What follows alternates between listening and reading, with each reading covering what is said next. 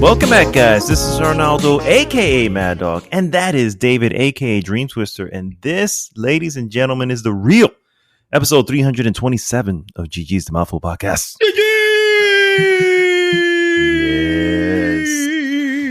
So my voice, I'm realizing from the sound of it, I sound a little raspy, but it could be. You sound different. Yeah. Yes, you definitely. I wasn't going to say anything because I wasn't going to. But especially like before we started recording, when I was on broken Spanish. And for a split second, my mind could not reconcile who I was speaking to. It's like, bro, I think we got hacked. Someone weird voice appear. Yeah. So I've been yelling a lot of the days. A lot of the days for the most of the day. Had our 2022 fantasy draft here today in my house. Good freaking time. And I clearly yelled a lot, so I can already see myself probably not having a good voice tomorrow either. I don't know. I don't know how we're gonna like go through the entire thing. You might lose your voice through I'm wetting the palate. I'm wetting the palate a little bit. A little bit of beer wetting the palate, and it helps out a little bit. Because you haven't had enough beer today. Yeah, no, not at all. No, it's still early. Shit, it's only midnight. It is midnight on the Sunday. A beautiful Sunday morning. Yes, that's right. Yes, it is Sunday. We're recording a different day. Sir, how was your weekend so far? How have you been? It's been pretty good. It's been pretty good. I've decided to. What's that? I said you slept in all week. I slept in. Yes. No. This week I decided to get be a little bit more active. Ooh. And I started not by much, and to be honest, it was kind of pushed in by wanting to test some technology, as everything is with me. So I started walking, and now I'm walking. I'm trying to do 3 miles every day, or at least the days that haven't rained, or 6,000 steps is my goal. But if I can exceed that, then that's great. Oh, okay. And my wife has taken to going back to the gym. I'm not fully ready to go back because every time I finish, when I'm done with work, I'm exhausted, bro. So the last thing I'm thinking is yeah. But the deal is, we have to go early. That's the and I'm not a morning person. That's where I'm. Yeah, exactly. Me jodí con eso because I'm like, I don't want to go early. I'm a night out, so if it was okay, going late at night, then that would be something else. But I can't wake up super early to go to the gym. Supposedly, the health benefits are tremendous because then you feel feel power, pumped up the rest of the day. You have energy, you feel energized. So, but I can't do it. I know. That's my issue, and I don't know. I'm going to be doing a 5K with my dad in December, and it's just like, and he goes to the gym, all the time. But he's also retired, so it's like, well, you got all the fucking time in the world, shit. You know what I mean? So, I wish I had that time, and frankly, to be completely honest, if I had the time, I probably still wouldn't do it. But I'm just saying, I really need to get going because otherwise, I'm going to be this fucking wimp on the side of the road. The 5K is going to be horrible. Okay, yeah, you gotta tell me the details later on. I might need to join you on that. Unless it's a father-son bonding thing. Which it wasn't set up that way, but yeah, maybe he was expecting that, and then it could be. I don't know. It's actually Tough Mudder, which is one of the. Oh shit! Yeah. Tough Mudder. They used to have like the Tough Mudder, which was just the 10-mile one or something ridiculthe. Yeah, but that's the one with the obstacle courses. It is with obstacle too. Yeah. But they have a 5K version of it instead of the longer one. That's not a joke. I know. I know it. You better start training. I know. I've printed out the stuff, and yes, I know printing is so fucking last generation, but I've printed out the stuff and things I need to do and what I need to work on, and I don't know. I don't know. I will be ready. I will accept the challenge, or I will die out there somehow. We'll see what happens. Which one was it that we did? Was it Warrior or was it? We did Warrior Dash, which was always a 5K obstacle. Yeah, and that was another one. And then the Savage race. Savage was the one that fucking thing was brutal. Yeah, man, that was the 10K, 7 miles. Yes, or almost 7 miles. Yeah, and with crazy obstacles, and that which wall. I almost literally died on the very first one because I almost drowned. That's right. Yes, I remember that. I think I almost drowned fucking too, because the whole deal is we have shoes on and you have to swim. Now there's a rope in the thing that you can just grab onto, but the rope where everybody's grabbing, stepping on the rope. Yes. And so the rope is like underwater at this point. So I'm like, can I? What am I grabbing onto? Dear life. Yeah, exactly. Holding on to dear life. Dude, I was so at that point. I was like, okay, this is how I died. Like there was a split second that I fell at peace, because I was like, okay, this is kind of a badass way to go. I mean, for my standards, for my really low, they can say, well, yeah, he did a tough race and he drowned. Yeah. Oh my God, I think that's what. I think that's so morbid. Exactly. That's what gave me the courage to remember that huge jump that you had to do from like 2 stories into water. Yes. Yeah. At the end. That's toward the end. Yeah. At the end, I was like, well, no one has died yet. What makes me think I'm going to be the one? Just fucking try it. If I didn't die on the first one, then I'm unbreakable. So, Geronimo. Yeah. You did that one, and that one I didn't do. I remember, because I was like, that first one, because I was like, it's my shoes. I think because I'm trying to swim with shoes on. I'm like, something's pulling me down. You know what I mean? And I saw that next one. I was like, nah. I'm going to circle around this one. This is where I draw the line. Yeah. Free fall is where I draw the line. It doesn't matter. Exactly. Oh my God. You gotta tell us your story about the skydiving plans. Oh my goodness! I mean, I can go through it now. I mean, that's we were supposed to do, and that was all Ed's. I have to blame Ed on this, because we were talking about it, but it wasn't like something that meant to be set up right then and there. But no, Ed is like, "Oh, you want to do it? Let's do it, bro. I got you." And of course, we're all drinking, so you just like, "All right, bro. Yeah, we're good." The next day, shit's set up. He's already paid for it. And he's just like, yeah, man, we're going skydiving. This is the date. This is everything we're doing. And I'm like, okay. You were like, I guess, sorry, what? So we were serious about that. It's like, was that a real thing? And so yeah, I think my first initial thing was like, okay, yeah. I mean, why not? He's done it a bunch of times. Fucking everybody's done it. It's the worst that can happen. Yeah, I mean, shit. So I'm like, all right. And then that's all that was on my mind. Every day I woke up, that's the first thing that popped into my mind. Is like, you will be skydiving in T-minus 15 days. You know what I mean? I will be jumping off a perfectly capable plane. Yeah. Into nothingness. Into potentially the floor. You know, at God knows what speed, right? I have decided to challenge gravity. Exactly. And so that's what was in my mind all the time, and then I started just like making decisions based on that, and it was I remember we were coming up to, it was an anniversary of my wife's birthday or some shit like that, and I bought her stuff, and it's a hide shit, you get the gifts and you hide shit.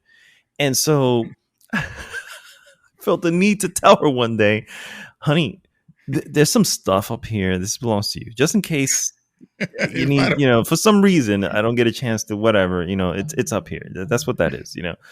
And then everything, bro. I mean, to the point of my own religion and my own whatever. So I said, would God view this as suicide if I jump out of a plane? I mean, I'm jumping out without the intent of killing myself. But then again, exactly, yeah. The act of jumping out a perfectly good plane is insanity. Could that be viewed as forget it? And it just became you this have a case thing. for courage. You make a case for being courage. It just became this thing that consumed my everyday. And then one day, probably a few days before, probably a good maybe 5 days before, I was like, bro, I can't do this, bro. I appreciate it. I will give you the money back. I can't fucking do this. I appreciate everything, whatever. And he was like, all right, no problem. Dude, the weight that lifted off me at that point, bro, I slept like a baby that fucking night. You know what I mean? So I was just like, oh my God. It's that weird thing, man. It's yeah. So that was my near moment with skydiving that I never ended up doing. And part of me kind of regrets it, but the other part of me is like, man, fuck that. I've done way other dangerous shit here that I don't have to jump out of a fucking plane for. You know what I mean? So I used to drive I-4 and I had to go to work. Do you know what the Cross Bronx Expressway is like? Dear Lord. It's mass hysteria and people die there every day. Yeah. I'm doing that shit. Exactly. I'm gonna dive skydiving. I know. That's so whack. Who wants that?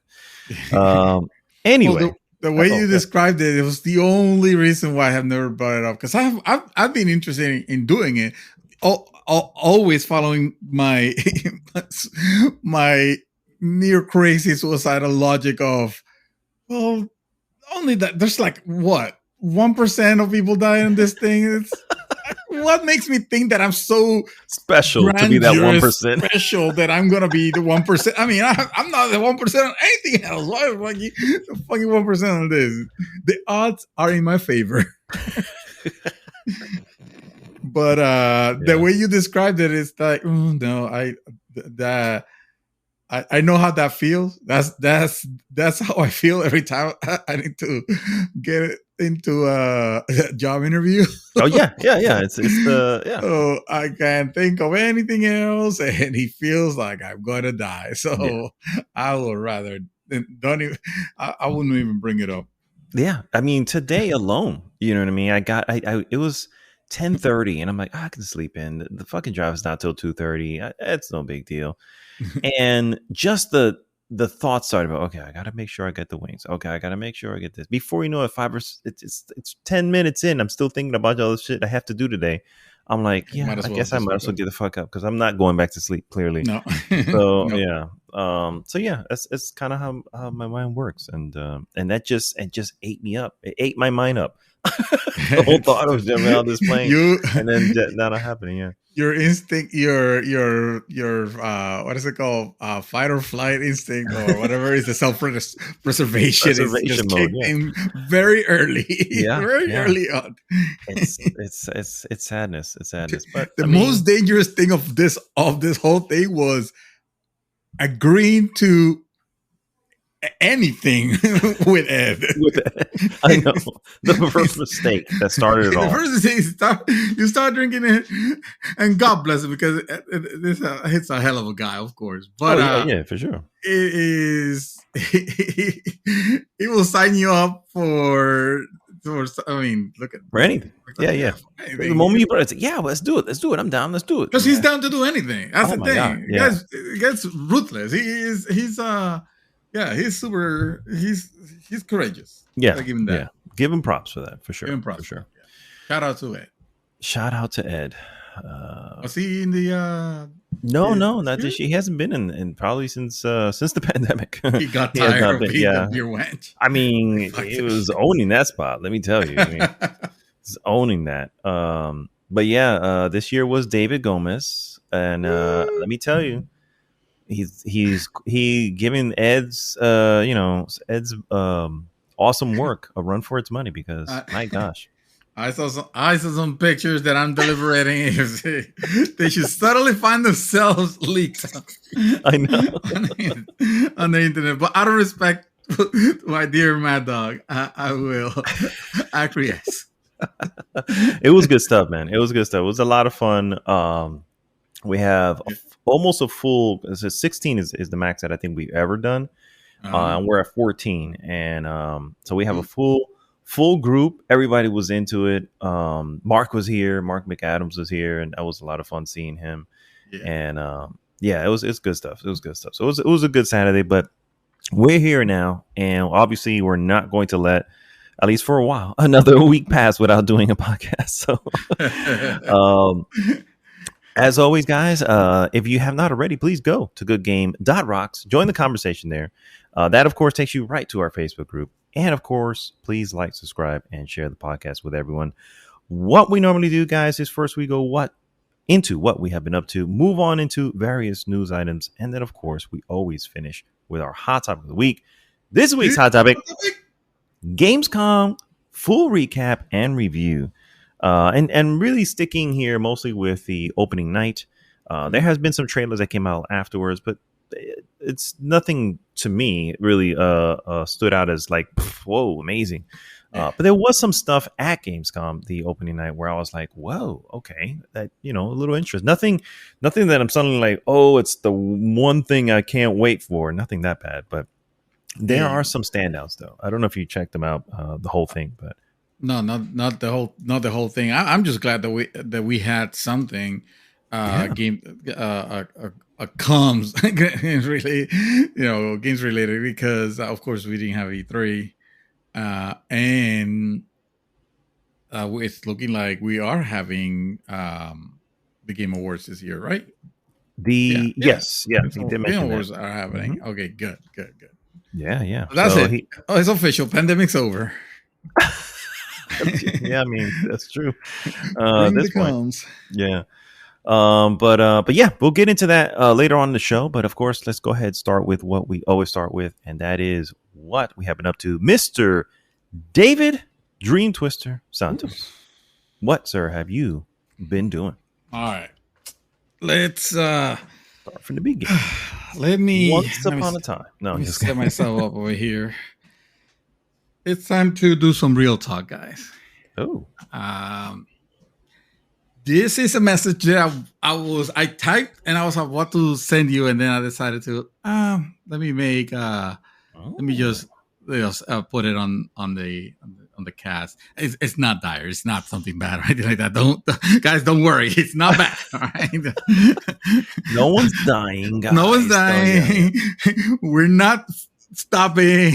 We're not. It's nothing of that sort. But it is related to my gaming, because you guys have been noticing on the last few casts that there hasn't been a lot of diversity on the stuff that I've been playing, and God knows I've been trying to get my gaming on with something that will call my attention, something that will grab me, and to the point of even trying, Nintendo Switch, or just reviving my Nintendo Switch, and being like, okay, well, let me see, maybe there are experiences that I can, that I can do here, that are gonna be different enough and will call my attention. And because let's be real, I haven't played a good game since Elden Ring this year, unfortunately.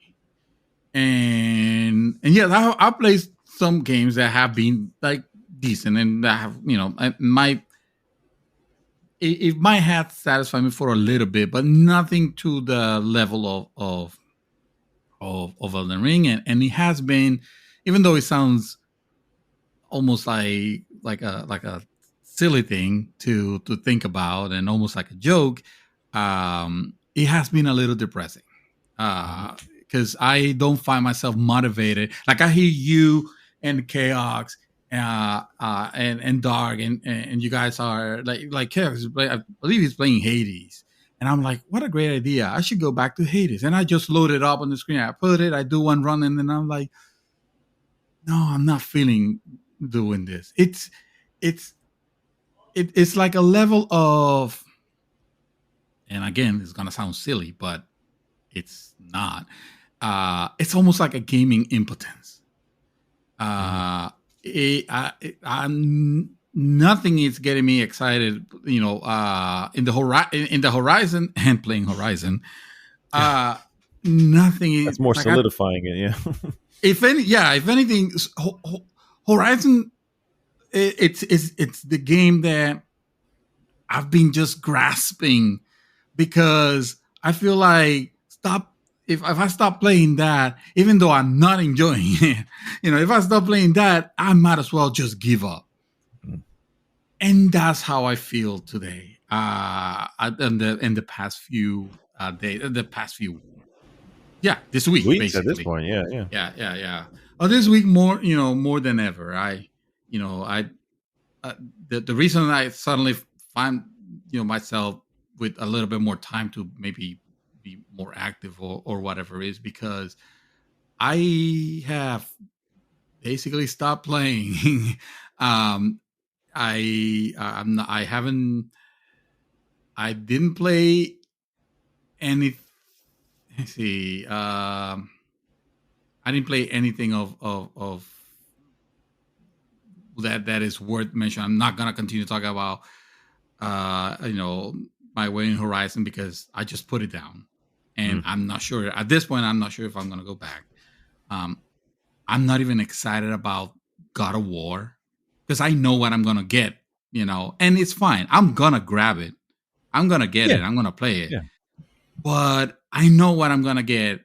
I don't expect to be surprised. If it could surprise me, that would be wonderful. That would be like a amazing jolt of energy that I need. But right now, I think of the next game that I'm excited to to play. Oh, and I put Spider-Man on PC, and granted, it looks amazing and stuff like that. But then I'm thinking, like, I played this game twice already. So it is after the the thing with the graphics and everything else. It's kind of off. Taking that off, you're still playing the same game. That's the same fantastic game, because Spider-Man was phenomenal. But it's also, I played it recently. Yeah. So I was like, okay, maybe I'll hold off on it. And on Thursday, the 25th, I think it was, or maybe that was Wednesday. No, it was Thursday. It was the last day that I had to return the Nintendo Switch, and that's what I did. I sent it back to Amazon, and then I was thinking, this is funny because side note here, in 2001 I bought a GameCube and I remember I grabbed Rogue Squadron and I got Metroid Prime. I played a little bit of Rogue Squadron, but I played Metroid Prime to completion, and I loved it and all that. But then I was like, okay, I'm not interested in playing anything else other than these two games, and I'm not excited for anything coming in the horizon, so I'm just gonna return it to games or EB Games at that point. Wow, EB Games. Okay. and I remember, it was kind of feeling kind of dirty doing that. It's like, oh, I bought the system, I played the game, and now I'm returning both because back in the day you could return games and got my money back, and that was a thing. So this month with the Nintendo Switch, I almost did the same thing. I bought the Nintendo Switch, the OLED. I had a Switch. I sold the Switch and I got myself the OLED. Again, trying to look for the thing, the catalyst. And I bought Metroid Dread, and I bought Xenogear Chronicles 3. Right, 3. That's okay. Yeah. And I played Metroid Dread to completion, just like I played Metroid Prime back in the day, and I was done with it. And then I tried Xenogears, and I was having a good time until the game decided to crash on me and set me up a couple hours, and then I was like, done. And on Thursday, I was thinking about when am I gonna play this again? And that's what made me realize it's probably not gonna be for a long time. I mean, Bayonetta, it's not what it used to be, so I'm not even excited about Bayonetta 3 anymore. So I just went ahead and send it back and decided to run an experiment. I also sent back the opened Xenogears Chronicles to see what happened. Really? That's a $60 game. Yeah. It's a Nintendo title, so that's a $60 game. So either Amazon doesn't realize or doesn't care and gives me the full refund. I was reading their terms of the return terms for software, and it says you could get up to a 100% restocking fee. A 100% restocking fee is you're not gonna get jack shit for it, Mm-hmm. And also we're not gonna return it to you. That's the way I interpret it. But the fact that it says up to makes me think of, if they gave me $10 for it, I don't care, because I no longer have a Nintendo Switch. So and this is not a game that I will say to anybody else like, oh no, you should play, you should play Metroid Dread. I would have just handed to you, but I stupidly bought it digital, so that was not possible. It's okay at this point in these days and age. Buying everything digital, really. I mean, that's so it is what it is. Yeah. Maybe if you could put my Switch account onto your Switch and you could download it and you could play it, something like that. I don't know if that will work, but not like I have anything on my account that I even care about right now. just switch completely. Yeah, exactly. Let's make a match to the name. Let's literally switch accounts. So that it doesn't have it's not like it has achievements or anything like that. I'm not losing achievements or Nintendo trophies or whatever. Who cares? Yep. But yeah, now I keep looking at the whole where the Nintendo Switch used to be. Any version, I just put a little plant in there. And wow. I was like, yeah, this is just, hey, if I get and we'll see what happens with with the game, if I get my money back or if I get anything back. Like, I don't really care for the game. I care for the system because the system was an expensive system. So and more so when I didn't really fucking need to do it. So yeah, bottom line is I was a little worried for the sake of the podcast, and not because I wanted to stop doing it or anything like that, but more into the fact of, if I'm not playing anything, then what the fuck am I going to be talking about? Because yes, we talk about movies and stuff like that, but primarily it's a show where we talk about our gaming experience, and right now I just feel like I need some time off. Mm-hmm. Just like a small hiatus. I'm obviously not gonna quit it completely, because I have thousands of dollars of gaming equipment that I'm not just suddenly gonna be like, okay, well, let's put it in Amazon. Facebook Marketplace. Like, I'm not gonna do that. But today though, I didn't want to leave it like that, so I decided that if I wasn't gonna play anything better than Elden Ring, I'm just gonna fucking play Elden Ring There again. you go. So, oh hell, here we go again. Oh boy. I started another run of Elden Ring, not NG plus, because Okay, I was for gonna some reason, ask. like Yeah. for some reason that doesn't like it doesn't really interest me. That doing NG plus doesn't interest me as much.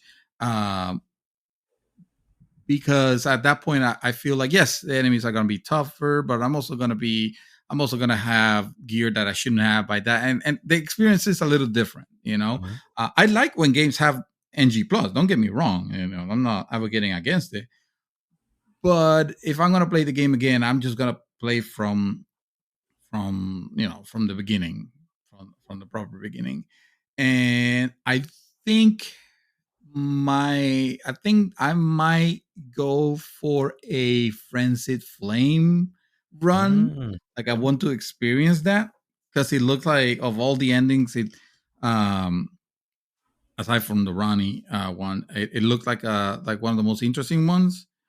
Mm-hmm.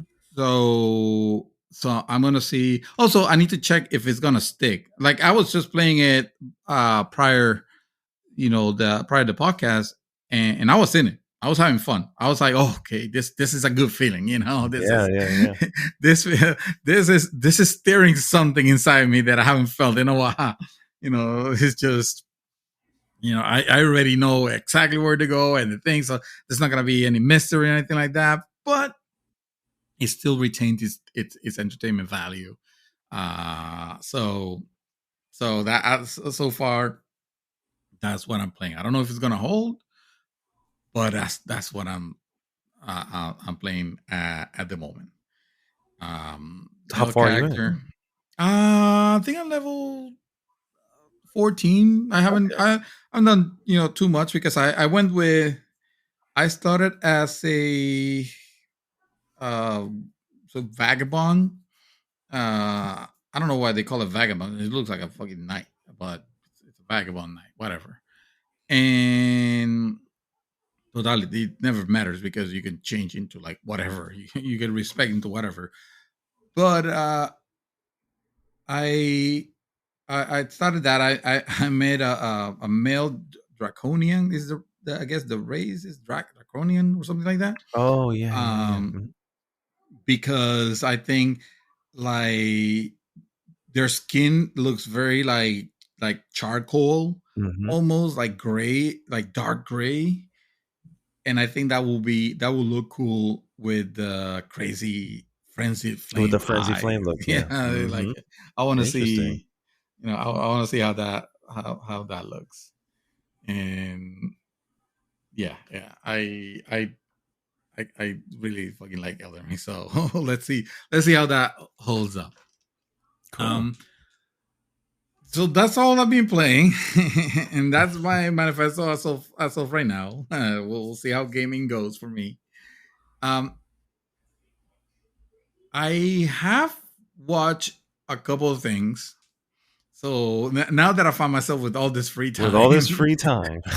yes, I watched some things. Nothing like super major or exciting, but entertaining nonetheless. I saw Snow White and the Hunter and the And Huntsman. the husband? Okay. Yes, yes. Have you seen that movie? With yes, I have with the one who played Bella. I can't remember Yeah, her name. with Kristen Stewart. Stewart, right? Yeah, that's right. Yeah, Yeah, yeah, yeah. yeah. That's him. And is it Charlize Theron. Yeah. Charlize Theron? Yes, Mm-hmm. yes. Not to So mention Thor.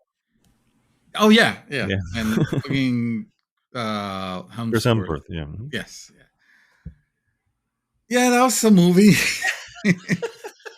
um, It definitely was. I recall that yeah, being. Yeah, I eh, recall that being a movie. yeah. I didn't love it. Honestly, yeah. Like from from the trailer, it looks like it was going to be like this epic thing, and maybe I've and well, actually, not maybe. I know that I am a terrible judge of character when it comes to trailers. No. You all have to remember the Jupiter Jupiter ascending. ascending. Right, right. I Yes. do recall this. I do recall this. Yes. But it looked nice. It looked interesting. I was like, yeah, let's do it. Let's watch this. Fuck, I'm trying to remember what the hell did I watch. Instead, I'm gonna have to make a quick pause and ask my wife Oh. because I just realized that I forgot another movie that I don't have here. Oh, But okay. Snow White and the Huntsman. It's a interesting take on the fairy tale. Basically, you guys know the story, and you guys know that I like different takes of something that is already established, whether it is Mm-hmm. you know real life with alternate realities. Like, I love that kind of stuff, or taking something and making taking a property and twisting it and changing it and making something original. Like that kind of stuff always calls to me. So I saw a trailer for this one. I was like, okay, yes, let me check it out. uh so I watched it with my wife, and good, bad, and ugly. The movie has some special effects. It's not much good to say because I didn't love the movie. There was, to be fair, performance of actors were passable, with the major exception, which is Kristen Stewart. And I'm sorry, if I know of, I've heard that she could be a good actress or in other type of movies, but in this movie, it's like my wife was telling me, it's like, oh, she's just playing a Bella character, and the Bella character that she played is fucking terrible. Like, the acting is like Yeah. Yeah. fucking bad. That's I 100% atrocious. agree. Yeah, I Yeah, 100% agree. yeah. And this is what this was. Unfortunately, this was uh, her acting was almost ruinous towards the what the rest of the Ruinous. people were trying to do. And I think because of that, I mean, I don't know, this is me saying, not basing it on anything, but um Charlize Theron, her character, like, she plays Maleficent, or not, she plays Ravenna. The witch, uh yeah. yeah. Yeah. Yeah. And even her performance was a little bit over the top, and not in a good way, not in a necessarily fun way. uh like, she was screaming too much, and being like, I don't know, and I've seen her on other stuff. She's decent, she's good. So seeing her here, I was not impressed. I wasn't impressed with Chris Hemsworth, either. Like, I don't know. And Yeah, then they the, were all pretty forgettable from what I the recall. Yeah. yeah, and the whole thing with the movie was showing everything.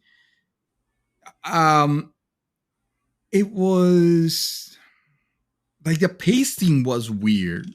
You know, if it didn't feel like there was supposed to be some set pieces that were happening, but they didn't feel like there were anything particularly grand or special or crazy. Like, you don't have any moments where you're at the edge of your seat or anything like that. It's kind of like just running, going through through the notions. I don't know. It this probably could have been something different. If they decided to do like a well written TV series with other actors and stuff like that, and just extend into, I don't know, make it might be something else. But like, the movie tried to go to a lot of different places very quickly, and a lot of things were happening kind of quick, even though it's still a long movie, a 2-hour movie. I don't know, man. I don't think this movie is great. Yeah, Uh, it's so first I think a lot of it has to do with the writing. The writing of the movie was poor to begin with. It was done by a few folks. I think one of them is credited for Teenage Mutant Ninja Turtles, the movie, the live action film, not the old one, the more recent ones. And so yeah, and keep talking. I need to fix my cable here. Yeah. And so, I think that's where it comes in, because Charlize Theron and Chris Hemsworth, overall are really good actors in general. Particularly Charlize Theron. I mean, Charlize Theron, she's Academy Award winning, and I've seen her in many things, and she just elevates him most of the time. She was great in the more recent Mad Max, or the what was it? I forgot the name, but it was Mad Max, the more recent Mad Max one. She was excellent in that one. Obviously in Monster, she was excellent. She just has great acting chops. Chris Hemsworth can do well, but most of the time he kind of gets typecast and stuff. And Kristen Stewart, I honestly, I've only seen one film that I think was okay, and it's not even a film; it's a movie. And if you know the difference, listen to last week's episode. But it was a movie called Underwater. And it was really kind of like a sci-fi action adventure type of thing, or maybe action in this case, or suspense. And it was okay. It wasn't whatever. But she did pretty well from an action standpoint. The movie I want to see, I have my list that I want to see, is called Spencer, and it stars her, and apparently this is like her breakout thing. She's playing Princess Diana. And I'm that's like, the one that I heard. Yeah, that's the one that I heard the good vibes.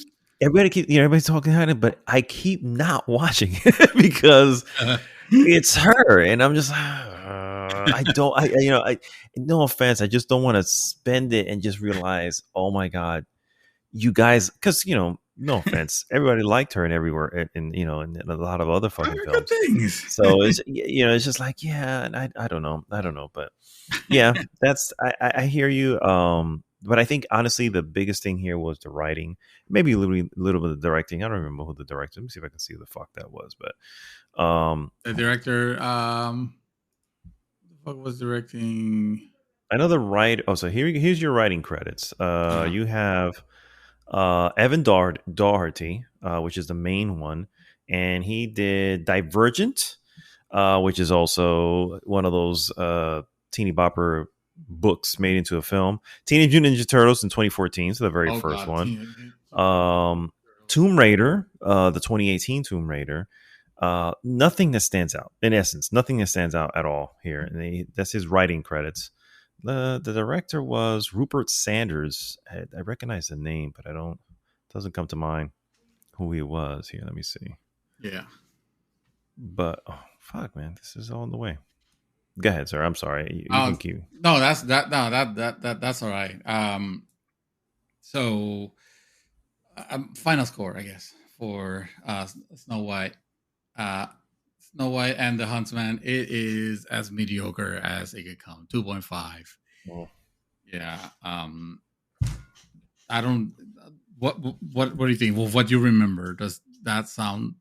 Oh yeah, yeah, pretty much. I would say 2.5. It's mediocre, or really mediocre. One of the two. It's not going to be good. It never falls into the good category. It's definitely not going to be a bad movie because it did a thing, you know what I mean? It did it okay, I guess. But the movie he did, by the way, Rupert, the director was Rupert Sanders, and the only other movie that I recognize is Ghost in the Shell, the live action. So, all right. Well, getting that one out of the way, I watched a movie that I really like, and you saw it recently. And the reason why I had to, it's a movie I've seen before, and I had to rewatch it because I remember like telling you about it. It's fucking Pain and Gain. You remember? You mentioned it. Yes, you mentioned it on the last podcast. You saw it. I remember telling you, "Oh, dude, you gotta watch this movie. This movie is fucking crazy. It was insane." And that was like, maybe a couple of years ago, or maybe a year ago. It was a few years ago. It was a few years ago. Been a few you years had it now, on the so list. Yeah, you had it on your list. It's been on the list forever. Yeah. Yes. Yeah.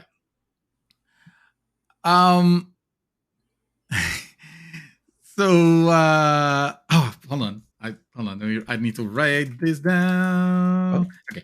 I remember the other movie that I saw, so I'm excited. So you watched it recently, and then I was thinking like, fuck, I remember telling him a lot about it, but I don't remember why. Now, I'm not saying that it was because it's forgettable or anything like that. Although who knows, you might find it forgettable or something. But the fact that it was based on a true story and that it is completely bonkers, like bananas, the thing that happened.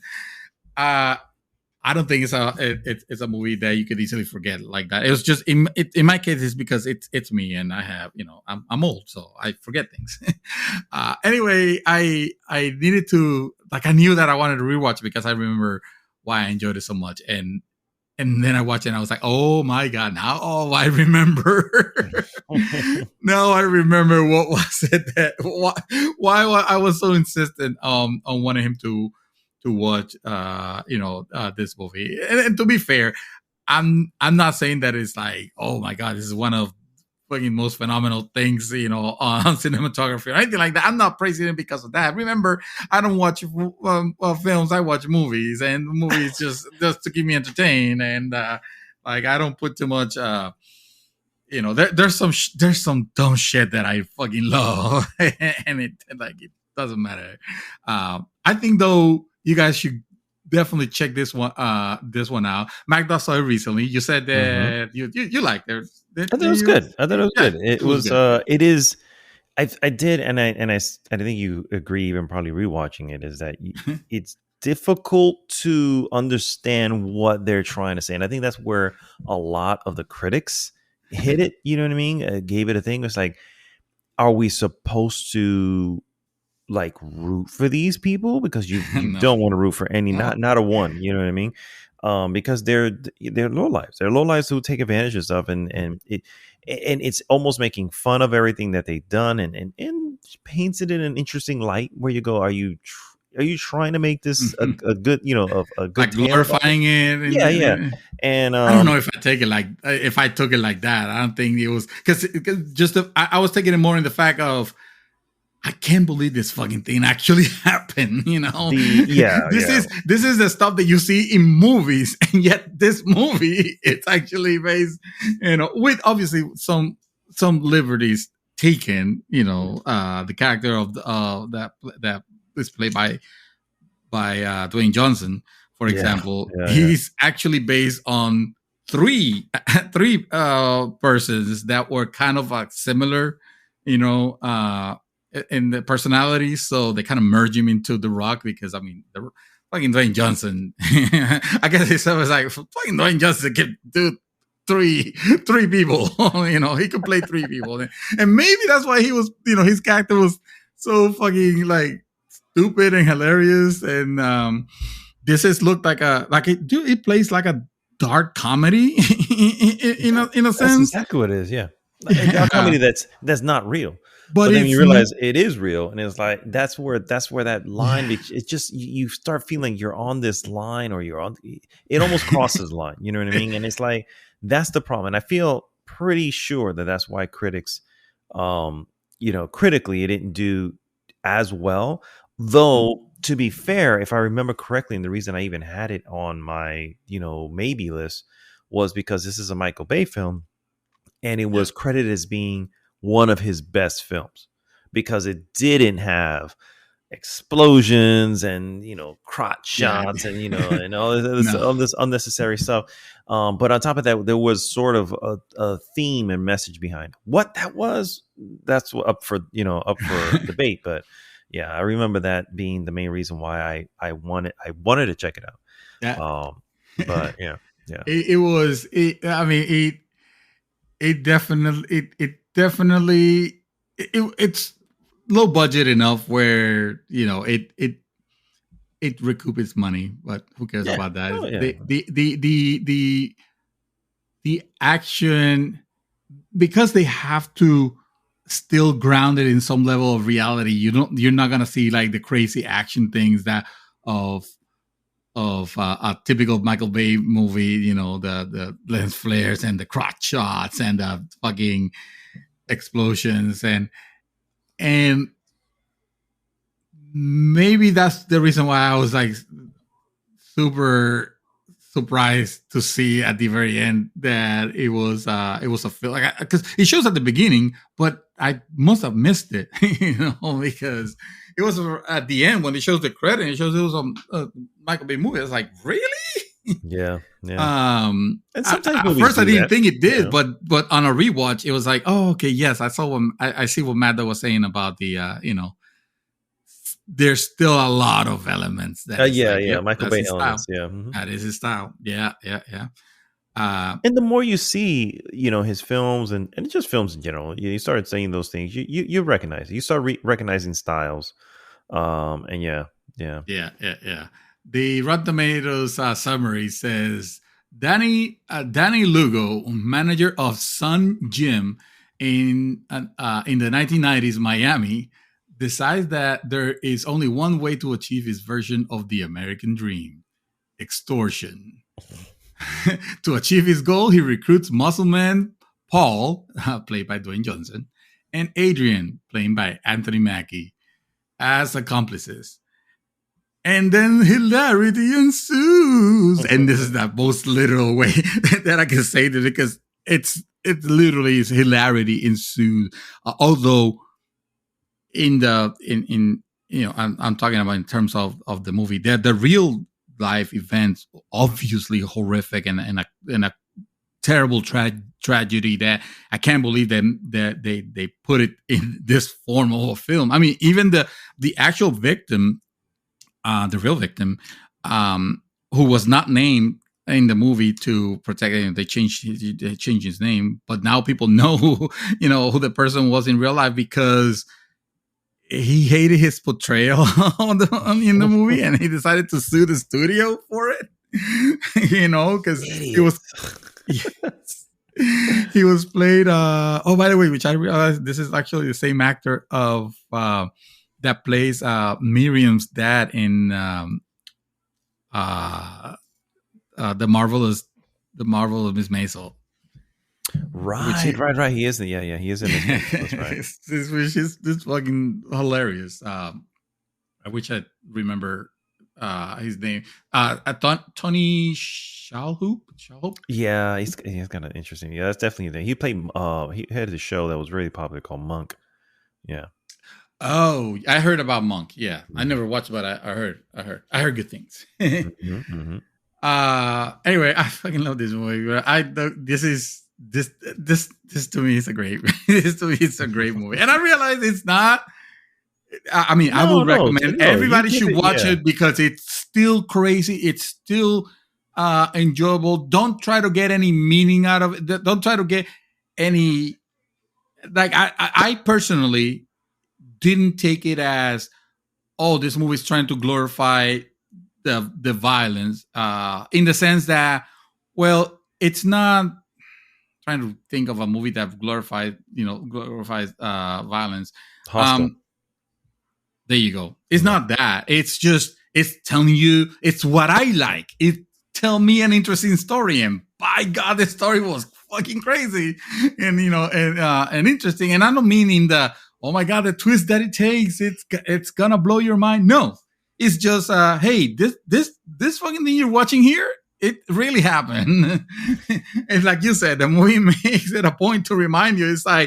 It's almost like, yeah, like, I know you're watching some crazy shit here, but yeah, this actually happened. In case you forgot, this was. In case you forgot, yeah. This movie's a 4.0 to me. This movie's great.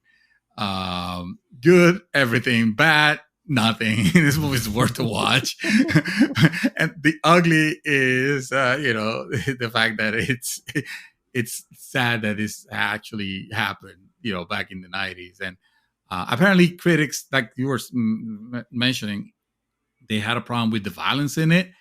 And I didn't think, it has some it has some unsettling moments, but I've seen a lot more violent and less complaining about it. Like, I don't understand.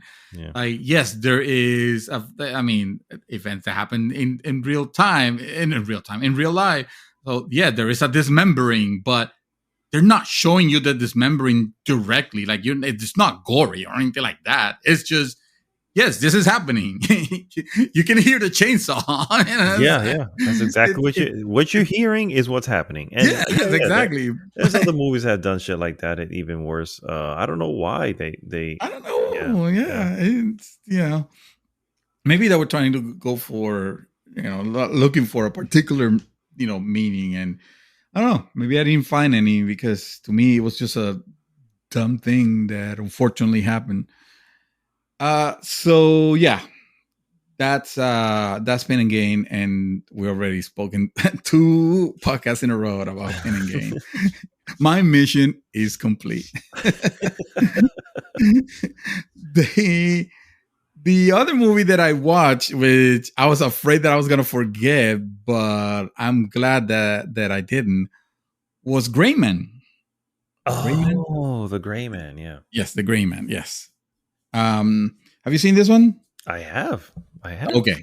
All right. Cool. All right. So, I didn't write anything, for this one, so it's gonna. I apologize for the choppiness. I honestly remember while you were talking, is that I remember, the name. You guys have seen the. You know what? Let me pull that. Let me pull the information real quick on the Gray Man. Rotten Tomatoes. The Gray Man with Ryan Gosling, Chris Evans, and Ana de Armas. Yeah, of course you saw it. You were the one that told us about it last podcast. Yeah. This movie's not reviewing very well with critics, but the audience love it. Yeah, I know. And I kind of have to agree. I know it. I don't particularly feel like, this is. I'm not gonna spend too much time on it because you already did, and I have to agree with your assessment of it 100%. Seeing fucking Chris Evans as a villainous version of Chris Evans, he is a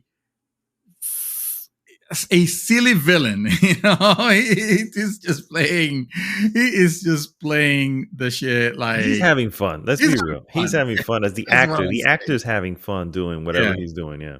Yes. I have a man crush with Ryan Gosling. I think I love this actor, so I think it was fantastic on this shit, and I don't care. I still think his best movie was Papyrus. Go watch the trailer for Papyrus. Or watch the College Humor for Papyrus. No, it was SNL. Actually. Oh, SNL. Yes, it was SNL. That shit was hysterical. No, but this one was entertaining. I could say that. It almost feels like they want to establish it as a franchise, maybe a little bit. Like they're trying. The sequel's already been greenlit, sir. Oh, okay. Well, that wasn't difficult to read. Just like just like, and you said this on the last podcast. Everything that's happening was almost very telegraphed. It's like, this is where this is. I'm not gonna say what it is, but it is very predictable. Mm-hmm. The whole thing, and kind of silly, and the villains, right? We can say the villains are a little too mustache twirling. It's like everyone's bad with no reason. We don't know why they've chose that route. It's just because. Just because. Yeah. And it's like, oh my! I mean, you can have one character. Like if it was just Chris Evans, okay, I get it. He's a hired gun. That's the choice. That's the life you've chosen. So chances are you snapped somewhere along the way. You can chalk that up to being he snapped. Obviously, he takes joy in this now. Yes. But everyone else, it's like everyone around is like, oh my god, it doesn't make any damn sense. Like, okay, the world's just shit is what we're hearing. Okay. Okay. There's a scene in the movie, and I'm not gonna do any major spoilers or anything like that. But there's an operation, obviously to grab this guy that goes horribly wrong in the most in the history of espionage. This version of wrong, it's almost comedy like. And the movie just go fuck it. It just plays with it. It just goes on. Kind of a weird where the movie left things on. That's why I was wondering. That's why I was thinking like, yeah, you're trying to, you're trying to set this as a franchise. Mm-hmm. And I don't mean it in the sense of, oh, you left, loose ends, although it kind of did in some aspects, but like whatever. At the end, I was entertained. I definitely can see where the critics were coming from, from this one. This is a movie, one of the most moviest movies. Yep. Just take it for what it is. It's just popcorn bullshit. You're gonna have a good time with it. Also, big shout out to Ana de Armas. Which, oh my god, badass, bro. And why is it that on every movie that you pair Ana de Armas and Chris Evans has to be an asshole to her? Like, what? Yeah, at this point it is becoming a theme. Yep. Yeah. Knives Out was a great movie. Oh my god, one of my favorites. One of my favorites. Yes, yeah. Yes.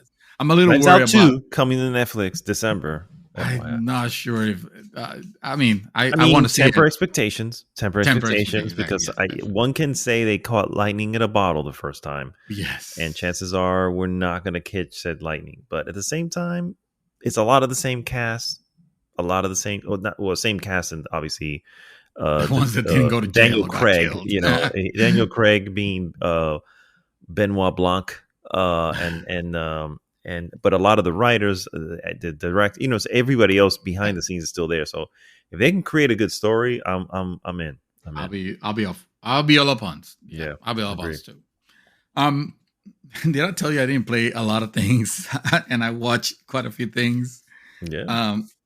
The last thing that I watched, I'm gonna close on with this one, was Val.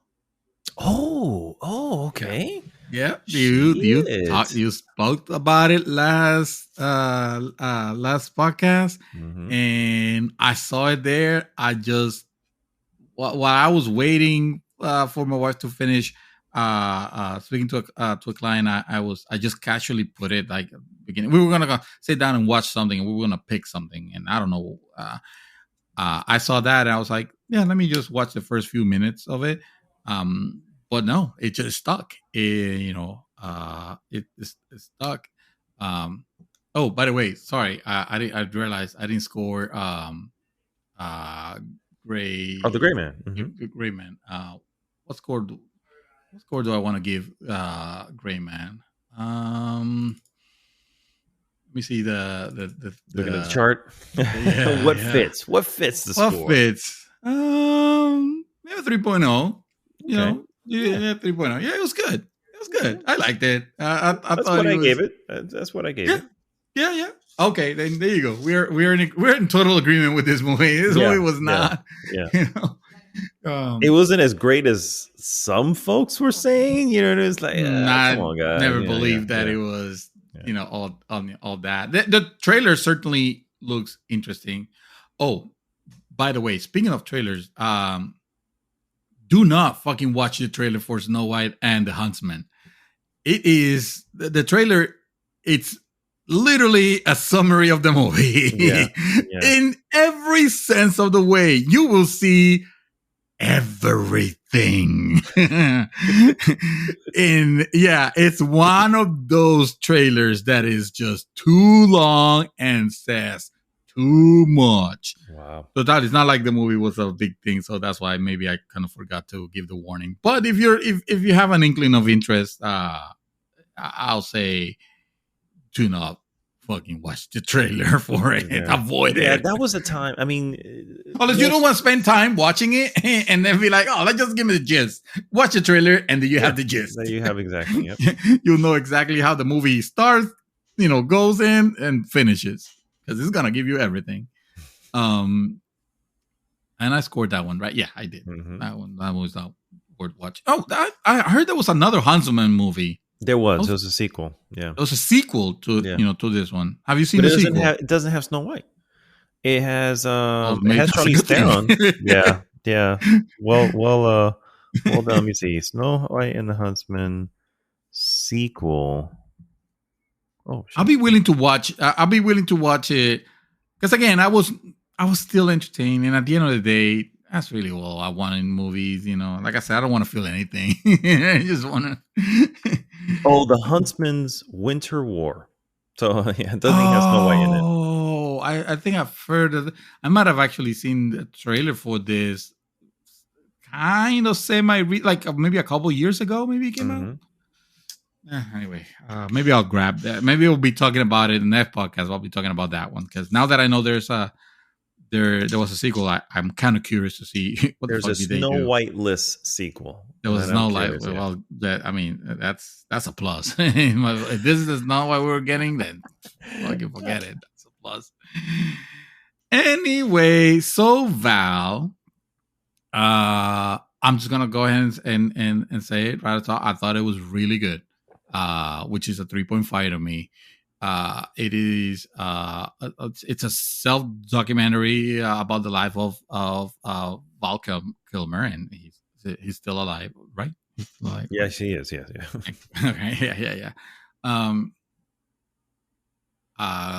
Good, bad, and ugly. So good. Obviously, I like true stories, and especially this is one that doesn't. It's a documentary. It's a self-chronicling documentary that doesn't try to. It's not trying to self-promote or play itself like some sort of like a self-congratulatory homage. Yeah. He's not trying to boast himself up in some sort exactly, of way. Exactly. That's not what this is about. I mean, you see, it's fascinating because the way you described it is what caught my attention. Is the fact that he basically liked chronicling or taking videos of his life. And like there was almost an obsession, I would say. Not an obsessing amount of video that he captured throughout the years. Kept, and and it doesn't matter. It's like whatever camera technology it was of the era, he had a camcorder, he was taking pictures, he was sometimes even on sets, most of the time with family. You get to see and meet a little bit about his family, the how difficult it was when he lost his brother, 15-year-old brother, and how that affected the family. I found it. You also see him, and this is why I say he's not trying to boast himself or anything like that. It's just, this is legitimate. You see him in very what you say, a very vulnerable state. Because obviously what happened to him, he got he had throat cancer, and my understanding, he survived there, right? Even though it actually like messed up his vocal cords, and I mean, now he has a thing that he needs to. I saw him like pressing or covering a hole, kind of to speak, kind of like a like unfortunately a lot of smokers end up affecting their lives if they get throat cancer. And as far as I know, he was not a smoker. they didn't mention anything like that. So No, it no, was I don't kind of, recall. and it was almost sad to see this happening at a point in his life where he kind of had a goal, like a real goal of this is, I'm working on my dream project, what I want to do, and this is the thing, and it was going so well, and suddenly he suffers this, and Yeah, it's as sad as it is, it's still it's still amazing. Like I see this, like there's nothing bad with this documentary, unless you're looking for like major drama or anything like that. That's not what this is that's about. what. You're Yeah, not gonna exactly. find it here. Mm-hmm. And also there's nothing ugly, aside from the fact that obviously he got cancer, and that affected him greatly, and that's very sad. But in terms of the presentation of this documentary, like I really liked it. If anything, I saw it as a story of perseverance, because Mm-hmm. to this day he's still marching on. He's still he's still fighting, and you could tell that and I didn't know this aspect, of it. He, for an actor of his caliber, he was always kind of like very down to earth. He wasn't trying to. It wasn't the glamorous, crazy Hollywood life. Obviously, he had money, but he also had, he has investments, and he had things. But it wasn't like this crazy, glamorous, like fucking women and cocaine and like crazy life. Like he was none of that. None of those typical Hollywood stories that you hear. It was a story of a person that, I think he was living in New Mexico. Was it? No, was it Mexico? I New think it was in Mexico. New Mexico. Yeah. New Mexico. It was in New Mexico. Yeah. So it was a very legitimate, or felt very legitimate. There were rumors that, as rumors always happen, that he might have been a difficult person to work with, on film sets, and he was sort of a perfectionist and stuff like that. And I don't know if this touch on this being so personal and so, and coming from him, maybe that's true, maybe not. Who knows? But it was an interesting view. It was. I'm glad I watched this. And it's not my typical go-to. So yeah, I wasn't expecting. Of all the things I may have mentioned, that would have been the last one. I figured you may have actually, taking a moment to watch. Not for anything other than just didn't think you would be into that type of documentary. But I'm glad you did, and I'm glad you enjoyed it. Yeah. I mean, and Judy also, she liked it also. So nice. Okay, this one's really good. 3.5 on this one. Nice. And as it's memeable by this point. I always say that I don't have a lot, but I still make it an hour's worth. So thank you for listening to my rant. And now back to you in the studio, Mad Dog.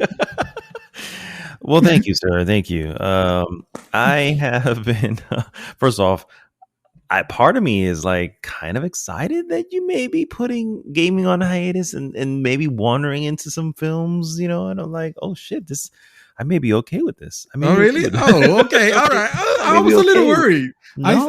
I wrote a text, and then I didn't want it to be misconstrued. I didn't want you to get worried or anything like that. So I ended up erasing it, and because I wanted to mention it, because I've been thinking. But yeah, you're right. I guess that just gives me more time to dabble into more things. Movie watch. Yeah. And I've said this before. I have gone through stints like that, and I can almost feel that stint coming on now, because like the last couple of years, I haven't been too into, when football rolls around. Generally, that takes a good portion of my time. Yeah, that does.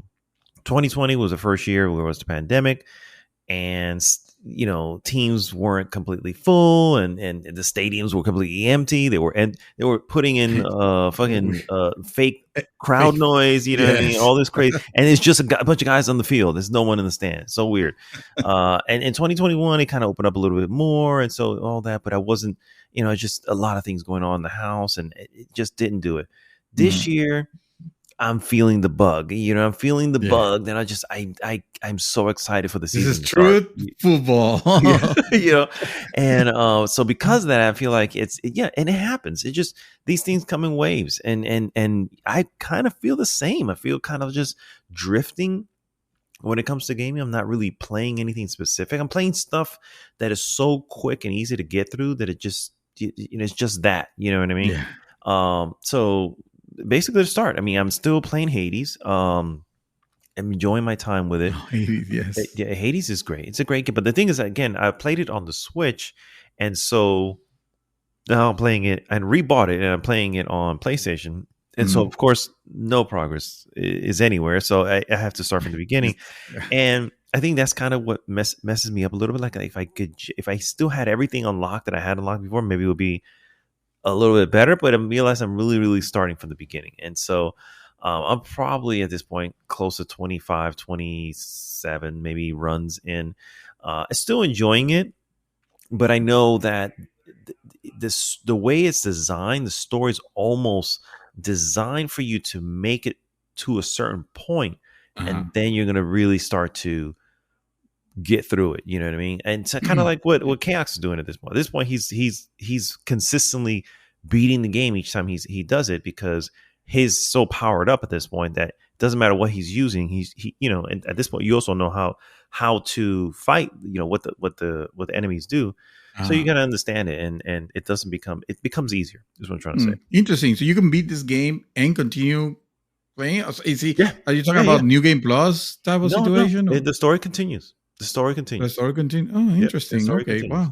Wow. Because it is a true roguelike, you're always going to start over from the beginning. But because it is a beautiful super giant game, because super giant games know, how do we make this story make sense? You know what I mean? In a roguelike. And so that's why it's such a great game. Yeah. Because every little aspect of the story has already been pre-planned and understood, and it always makes sense while you're starting over. And so it doesn't matter what. You know what I mean? And so it's a very special game. It's a very special game. And I highly recommend everybody play. I mean, it was Game of the Year that year, and it should be. You know what I mean? I think the only reason I gave it to The Last of Us 2, because I think that came out the same year, was because The Last of Us 2 just messed me up. It really, really messed me up. You know what I mean? It's just like, and I don't care what anybody says. You call me fucking Sony fanboy and all this bullshit, whatever. You know what I'm saying? I understood what they were trying to do with that game, and I'm not trying to bring that up now. I'm just saying I understood what they're trying to do with that game, and it moved me so much that I literally played the game to the finish, watched a Twitch person, a Twitch personality that I tend to follow, watch him play it all the way through, and then went back and played it again myself all the way through.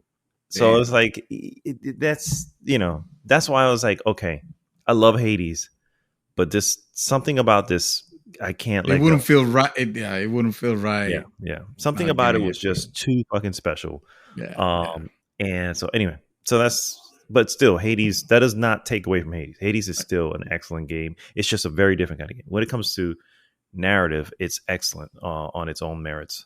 So anyway, I'm still playing that though, because I jump in and do a couple runs, and then I decided to just kind of dabble in a couple of this stuff, and I started playing this other game called White Shadows, which is basically a limbo, almost like a limbo type game. But it happens to be also black and white. But it's a weird tale. You play this bird person because it walks with it's like a regular what do you call that? Two arms, two legs. Regular person, but it's a bird. Anthropomorphic. Yeah. Thank you. I couldn't think of the word. And I can't say the word. Yeah. So you play this thing, and it appears, from what I gathered, it's one of those just very similar to Limbo and Inside and a lot of those other games. Is a lot of it is left to your interpretation. And there is its own interpretation, but it's also like what's not going to give you everything. It's a really, really crazy futuristic world where the bird people were suddenly chastised and put aside, whatever, and be treated like second class citizens, and like, it's so weird, bro. I don't even know how to explain it. Pulling it up right now just to see. Yeah, it's such an odd thing. Now it's a cool looking game. It uses like the graphics are very well done with far away. It really looks like the world is huge, even though you can tell you're only going left to right, again, because it's just the type of game it is. There's no fighting involved. It's just, again, like Limbo, right? You didn't fight anything. You just had to survive everything or figure a certain puzzle out. That's exactly what you have to do here. But it is a very cool game. I really kind of enjoyed this. Not very long. I beat it. It probably took me 4 hours, maybe something like that. Maybe, again, right in the lines of Inside and Limbo. It's not a long game. Yeah. And I enjoyed it, man. I thought it was really good, which means a 3.5. Yes, I'm going to give it a 3.5. It didn't start off that way. I will say that. Initially, I was just like, and in my head, I'm like, I don't know if it's because I don't like what I'm doing, or if I'm just like not mentally ready to play this type of game. You know what I mean? Oh. And so, not that it requires that much a mental thing, but it's just like, I wanted a game and I just didn't know what I want. You know what I mean? Like I said, that's what I'm playing. Hades, I can play in situations like this because I know the run's going to take me 30, 40 minutes and then I'm done. I can put it down. You know what I mean? Yeah. And come back later. And so that's not really investing in anything. And with White Shadows, that's really kind of falls in the same line. It was only 4 hours, so I didn't really invest that much time into it, but I still enjoyed the time with it. Visually, like I said, it has this really cool look to it. Oh, dude, this looks. I mean, bravo for picking the black and white. It just makes it look a lot more cinematic. Actually, yeah, because there's this pop to it. Yeah, I agree. I 100% agree. Looks amazing. When did you find this, or was it on? Was it a game that was on your list? Oh, it was on my list for a while, and I got it on a sale. I got it on a sale, and I was like, all right, well, now's the time. Fuck it. It's there, and let me just grab it, and then and I probably bought it like a few weeks ago. So, and now it's like, all right, let me see what I have, because like these little games, I'll buy them and immediately install them so that they're already there. And if I want to immediately jump into it, I don't have to wait to fucking download it. It's already popped in. And then when I beat it and finish it, enjoy it, then I just uninstall, and move on. And that's essentially how this one works. Looks really good. Looks very interesting. It's pretty cool. It has the music it uses is very old school. Oh my god! That type of Valkyries. Yeah, and a bunch of other weird things where you hear, you go, oh yeah, okay, that's that old school whatever, and it's very strange.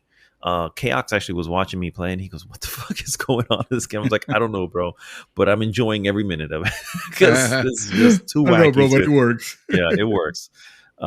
So yeah, that's White Shadows, and 3.5. I'll give that a 3.5. Good. Really good. The other game I played is a recent release called Rollerdrome. Which I wanted to hear someone talk about it because I almost grabbed it for $20, and I don't know why it's didn't. Well, you're in a lull at the moment, so it makes sense that you wouldn't want to jump into something if you're not even sure if you're going to play. You're not even just for the price, because I was like, man, this just came out. It's already $20. I was like, hell yeah, let me go on PC. And let me go for it. But then I was like, but am I really going to play it? Because if I don't play it, then it's not going to be a good deal, regardless of. I could pay $5 for it, and it's not going to be a good deal. Agree. Yeah. So first off, it's not. I got it from obviously on PlayStation, and PlayStation had a free trial. It's one of the perks that you get for the premium package, a free trial of the game. It is timed, and I heard that there are some problems with when the timer starts. You know what I mean? Meaning you start downloading and you come back and it took 20 minutes to download, and those 20 minutes counted towards your that's some bullshit. Exactly. Yes, exactly. I didn't even bother. I heard a lot of good things about it, and I just went on a whim and fucking purchased it. I got it for $18. It was also on a sale. Oh, there you go. That's even cheaper than it was like $18.74, some weird number. I was just what the fuck is that? But okay, whatever. Why are you trying to push it? So like that kind of got me worried a little bit. Yeah, that's what I'm saying. I was like, why is that? But whatever. I do just one I'm playing. I have not actually got back to Hades. I'm still playing this one, and it's ridiculously fun. It is. It's ridiculously fun. It is. So you play. It's in a futuristic world, but the futuristic world that looks and feels like the 70s for some reason. Yeah, it's the way the 60s might imagine the future. Exactly. And so you are a roller skater, and you're part of these games that are televised, and the Running Man, the Rolling Man. Exactly, it's exactly what it is, like the Running Man.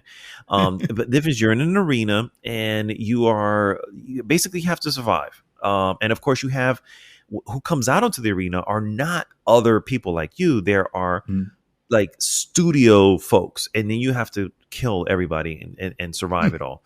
And so you have different weapons. You start off with dual pistols, and you move on to a shotgun, move on to a grenade launcher, and move on to something else. I can't remember what else, but real gun. You have different guns that you can use, and the way you reload is probably the weirdest thing, because you have ammo, and it's shared between all guns, for the record.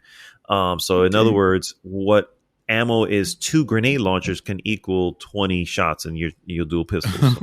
Okay, so weird shit. But the way switching within guns, you can switch while you're running around. Yeah, you can while you're running, you can switch it, and you're constantly moving. I have to give credit.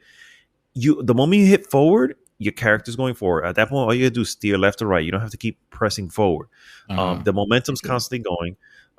And you do tricks and stuff like that, because you have these warp walls, and you spin around and do whatever. That's how you reload. That's how you not reload. That's how you reload. That's how you get more ammo.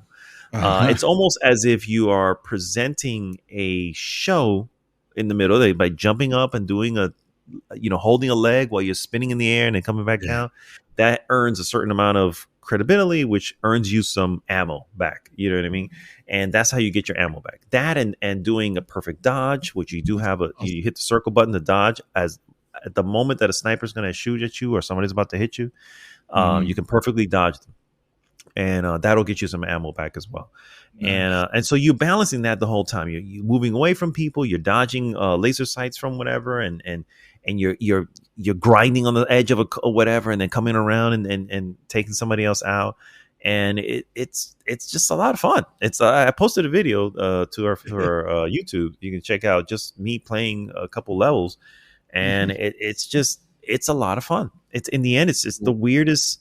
It is a weirdest game. That's really the end of the day. And so now here's where it can, I guess for some folks, it can get a little bit monotonous, is that you start off with stage 1, which has like 4 levels, and then in order to make it to stage 2, there's the 4 stages total. In order to make it for a stage 2, you have had to complete a certain amount of, like, not checkpoints, but a certain amount of goals. Like in one area you'll have like a list of 12 goals, meaning grab like these 5 things, shoot this one guy with whatever, or take this guy out with just the pistols, and it's almost like these goals, right?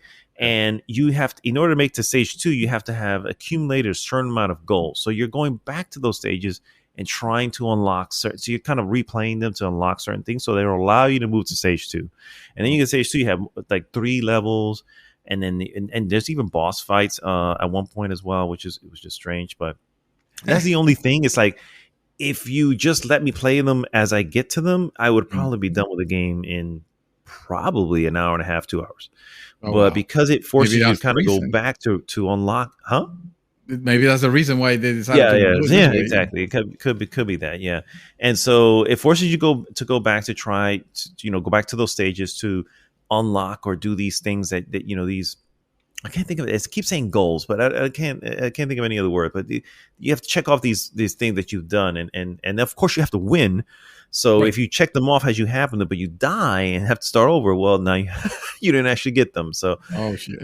And it can be challenging. That's another thing that I think some people have noticed. It's like it's not super easy to get through, especially in the later levels. And I'm only in I'm in the second stage, and there's 2 stages beyond that, where it's like you have enemies coming at you from every angle, and you're just dodging and swirling, just trying to get out of the way of shit. But it's never to the point of being frustrating. And you have ways of getting back your energy as well. As you kill people, they drop like energy orbs, and you can start. If you get a good 4, 5, 6 people in a row, you can kind of get all your energy back, your health back, and so it's just a balance. But it's really cool. It's a lot of fun. The art style is very cell shaded, but in a different, not regular cell shaded. It's just very different looking. And I really dig it. I really dig its look. It reminds me like speed like the old Speed Racer cartoons. Speed Racer, yeah. I can see that. I can definitely see that. So that's Rollerdrome. I'm still playing that, and that's probably the thing I'm going to play until I'm done with it. And then does it feel like it's projecting a particular score or not ready yet? Right now, it's really good. Right now, it's a 3.5, really good. I'm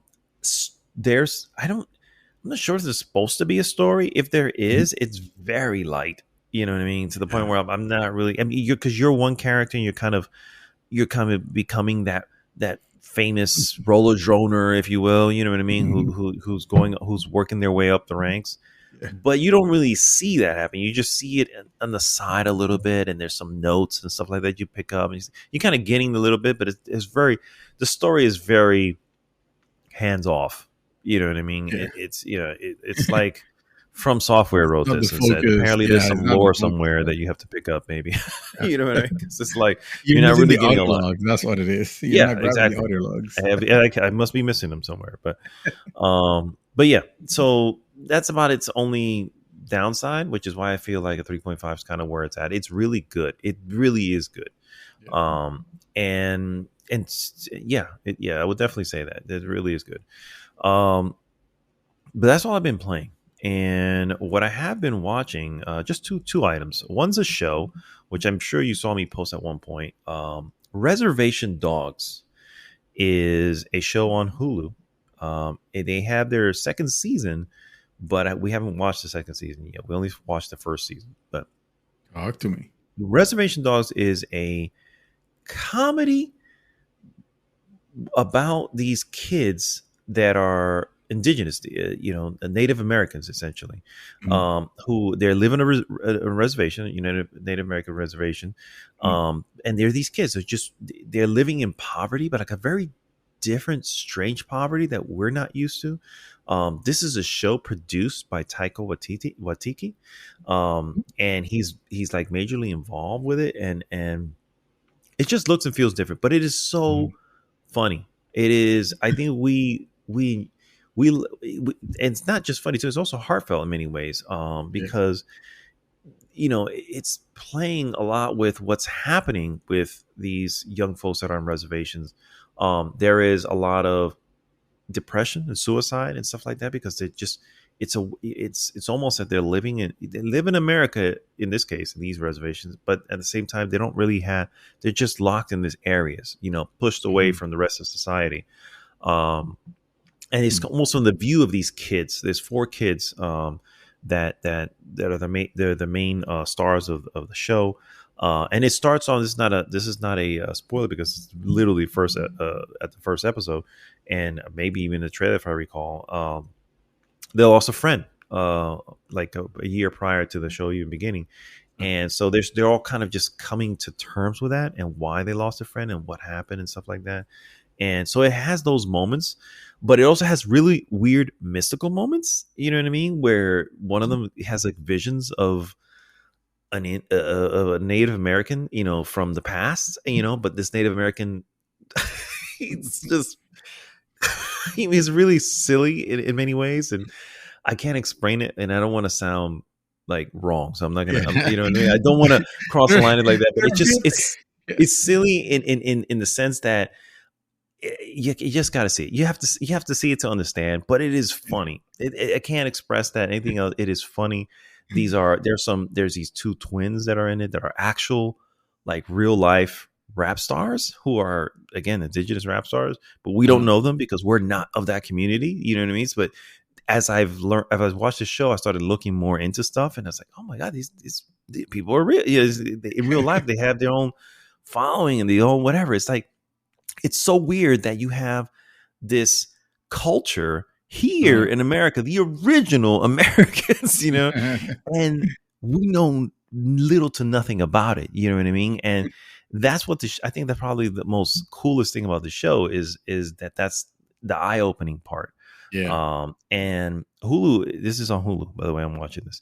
And Hulu has with Prey being another one, and a few other ones that it's like they're constantly bringing these different, I don't know, it's just they're doing different things, and I kind of appreciate Hulu for that. I know it's also a Disney machine, you know what I mean, because it is part of the Disney machine, but at least I can say I appreciate what they're doing here. It's very original work. It is funny.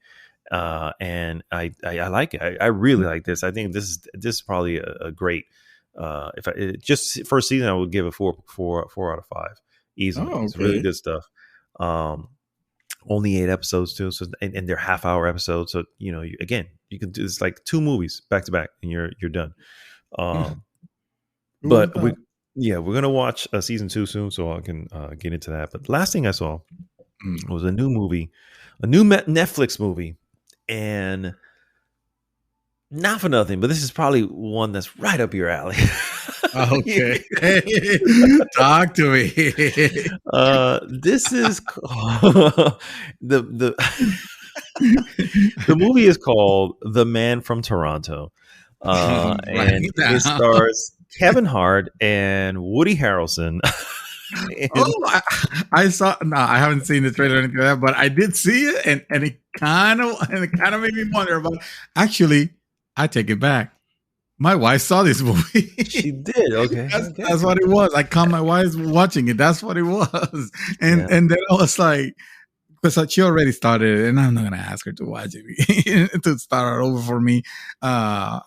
Because I've done it and then I feel guilty about it because she will totally do it. It doesn't matter if she's at the very end. But I was regretting not watching it. Were you? Okay. I mean, I feel this would be right up your alley. It is typical, typical what you would expect from Kevin Hart.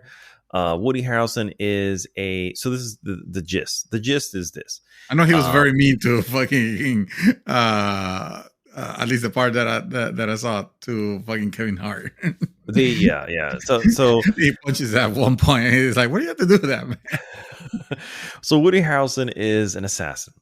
He is the Man from Toronto. And he's really good at what he does. And he specializes in torture to get information. That's what he specializes in. Anyway, somehow through so something happens, and something happens in the sense that Kevin Hart ends up in a spot that they think, because no one knows what the Man from Toronto looks like. So he ends up in a spot thinking he's about to like take over this cabin for the weekend with his girlfriend. He's there getting things set up, and people are there already, and he just says, "Oh, this must be the caretakers, whatever." And then they take him to he thinks he's getting a tour. They take him to the basement, and there's this guy there that he needs to torture, and he's obviously that they're thinking that's Woody Harrelson's character again, who no one knows, never seen, so have no clue about it.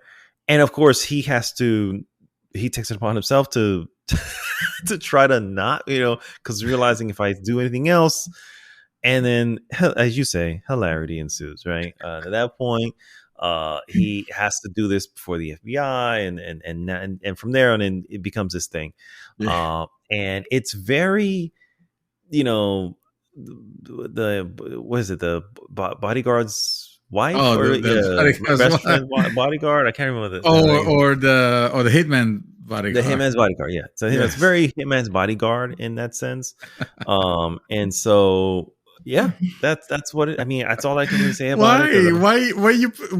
Why made you decide to put it? This wasn't my choice. This was my wife's choice. This is my wife's selection. Yeah. No, I did not choose. Well, bless her for having some diversity in there. Well, she loves Kevin Hart. She loves Kevin Hart. So she loves Kevin Hart movies. She's seen pretty much all of them. So she knew, and she's this one, and there's another one that either has come out or is coming out very soon that also has Kevin Hart and these are Netflix films, so you can obviously just at any point see it on Netflix. I can't remember what the other one is, but we will be seeing that one eventually. This is on her fucking list. So, on her list. But yeah, this one was on her list, and this one again. This is one of those comedies you throw on. You don't really have to pay attention that much to it to understand what's going on, and you'll get a couple laughs here and there. But was it hilarious? Because I feel like Hitman Bodyguard was hilarious, but the Hitman's wife Bodyguard, that was not a great movie. That one was not great. That one you could tell it was like, oh well, it's the obligatory sequel that. I hadn't seen that one, so I can't tell you if this one's more like that one or it's like that. But I can compare it to the first one because I remember how I felt about the first one. I was like, okay, I guess this is a movie. Okay, yeah, okay, so, really like that. That's how I felt about the first one, dude. As you're raising your pinky, having your tea, putting down your monocle. Yes, that's how I felt about the first Hitman's Bodyguard, and that's basically how I feel about this one. It's like it's silly. It doesn't make sense. People don't make wise decisions. The FBI makes dumb decisions. It's like this. It requires so much. I mean, you have a movie about making wrong decisions. I have a movie for you. It's called the Great. No, what's it called? Gray Man. Yes. Well, that's what I'm saying. They see in that one. In that one, there's a couple of things where you can go, yeah, why would you make that choice? Okay, well, I guess that's a choice. But here it's very similar. It's silly. It has, I don't know, bro. It's all right. To me, I equate it with the first. I have not seen the second one because I saw the trailer for the second one. And said no, I don't want to see that. Thank you.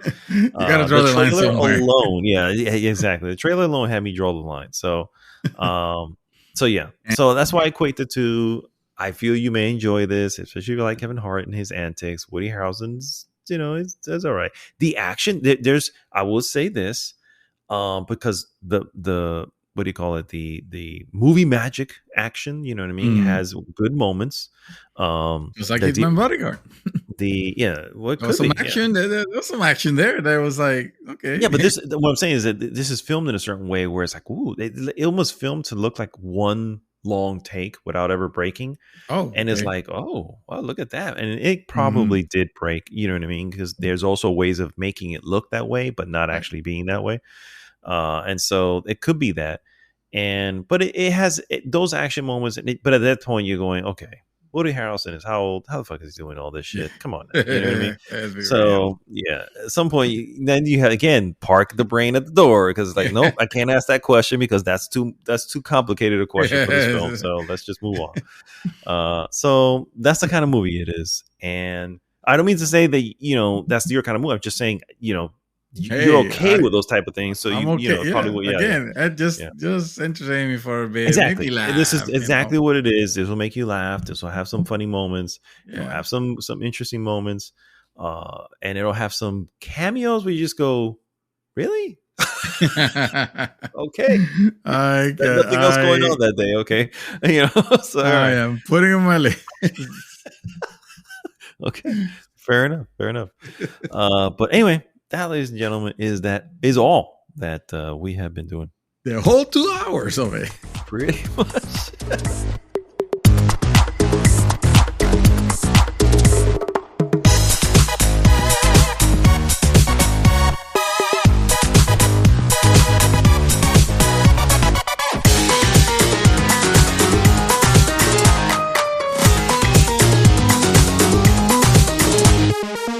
And we're back, guys, and we're going to go right into what we're useless news and the hot topic of the week. Hot topic! I don't know what happened there. Yeah, you're either having a stroke or you forgot that we were on the second part. No, I just figured, I was like, well, we're going to do one, but we're also going to do the other. So no need to beat around the bush about it. Yeah. The hot topic is the news. It is the news. Yeah, exactly. So the hot topic, guys, if you don't know, Gamescom happened over the weekend, or actually started Thursday and moved into, or maybe Tuesday. Shit, I don't even know when it was. But basically, Gamescom already happened. And opening night had a lot of announcements. Jeff Keighley was out there doing his thing and obviously getting the ads and all this other stuff. Very sometimes questionable. It just sometimes feels weird, but like, I get it. He was not going back to being the Dorito Pope, was he? No, there was no Doritos, but there was definitely just moments that you go, I don't know. But I get it. Somebody has to pay for it, right? You need funding, right? Exactly. Somehow they still need to pay the bills. So yeah, exactly. Can't blame them. But there were a lot of world premieres, and everything he presented was fucking a world premiere. At this point, I was just like, I'm pretty sure I heard this before, but okay, man, if you want to call it the premiere, it was very Xbox like in that sense. I was just like, okay, so everything's a fucking world premiere. All right. Well, which, by the way, I dislike the whole world premiere or exclusive. It's kind of annoying. Very annoying. Yeah. Or someone that seems to talk about not, preferring there not be exclusive or some such thing that he mentioned on an interview. I'm talking about Keighley. No, Xbox Jesus. What's his name? Oh, Philly Spence. Philly Spencer, yeah. Xbox Jesus. Wow. That's cool. So yeah, the whole thing was an exclusive world premiere. It's like, dude, no, we'll get it. Dude. All right, yeah. All right. No need to oversell it, guys. Come on, it's PlayStation is selling. It's gonna sell $30 more in every fucking region. Yeah. Which, by the way, that should have been like the Gamescom announcement. Our console is gonna be $30 more expensive. You want to blame somebody? Blame inflation. There you go. Blame inflation, exactly. Oh, and by the way, in the most hideous country, the ugly Americans are the only ones that are exempt from paying more. Yeah, paying more. Unbelievable. That's a thing. It's like, okay. I saw the whole thing that people were getting the ink. I was like, oh shit, okay. Well, I guess things are getting more expensive. And then you see, but not the U.S. territory. Like, oh, okay. Oh, the territory that buys the most? Okay. If the world didn't hate us enough. Pretty much, yeah. No, that was conveniently left out of Gamescom, believe it or not. But okay, yes. Were a lot of other little tidbits. So we're going to kind of roll through some of these. And I'm skip over some that are probably not something that you and I are interested in, but I'll just mention it nonetheless. I do want to start with the thing they started the show with, which was a game called Everywhere, and this is by developer Build a Rocket Boy Games. That's her name, which includes a former lead developer from GTA series and Rockstar called Leslie Benzies, has revealed a first look at its new IP called Everywhere. It's an open world game that aims to blend thrilling gameplay, creativity, adventure, discovery in a multi-world gaming experience. I saw this and I saw everything they were trying to. It's super ambitious. They're basically making. It's basically the Oasis. Ready Player One. Yeah, is what they're trying to do, and I just don't think that. From what I don't know. We live in the world of the, what are they calling them? The megaverse, the meta, yeah, the metaverse, right? Someone, and we already talked about what metaverse is about, but someone needs to give it the old college try.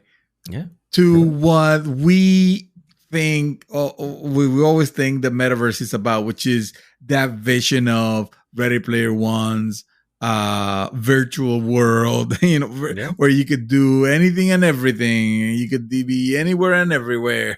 So yeah, I'm not opposed, but it does sound like you were saying. It seems very ambitious, and we don't know enough to. I guess we still don't. I mean, is this? I mean, he didn't say much other than that, and they showed off some. I don't know if it was gameplay. That's the problem, because some of it looked one way. It looked very cinematic, and then the rest of it looked very overworld, almost RTS. And I was like, wait, what are we playing? What is it? Some of it looks like a cartoonish racer. Yeah, it's like, because you can do everything in it. That's the whole point. You can do anything in it. Well, what if this is not a game? This is just a fucking game development platform like a Unity or an Unreal, and that's what they're showing. It's like, look, the things that you can do. It could be. It could. That's why I left with I don't know what they're trying to do.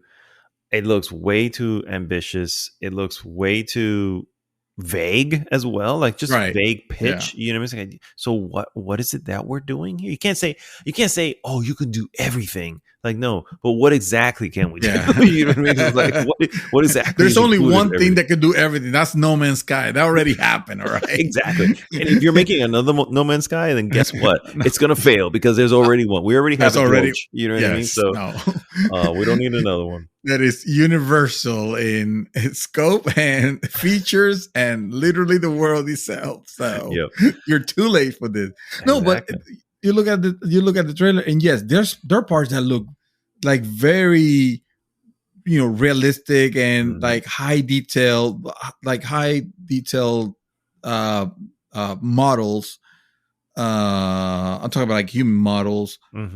But then some other ones, you look like a Fortnite character, and you don't know, like, okay, what exactly is this? Looks like a platform more than maybe not as ambitious, maybe not like a real platform like a fucking Unity or something like that. I'm talking about more like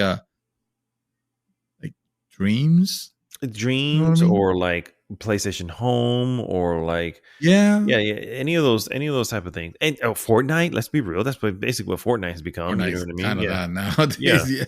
So exactly. That's what it looks like they're trying to go for, but I don't know.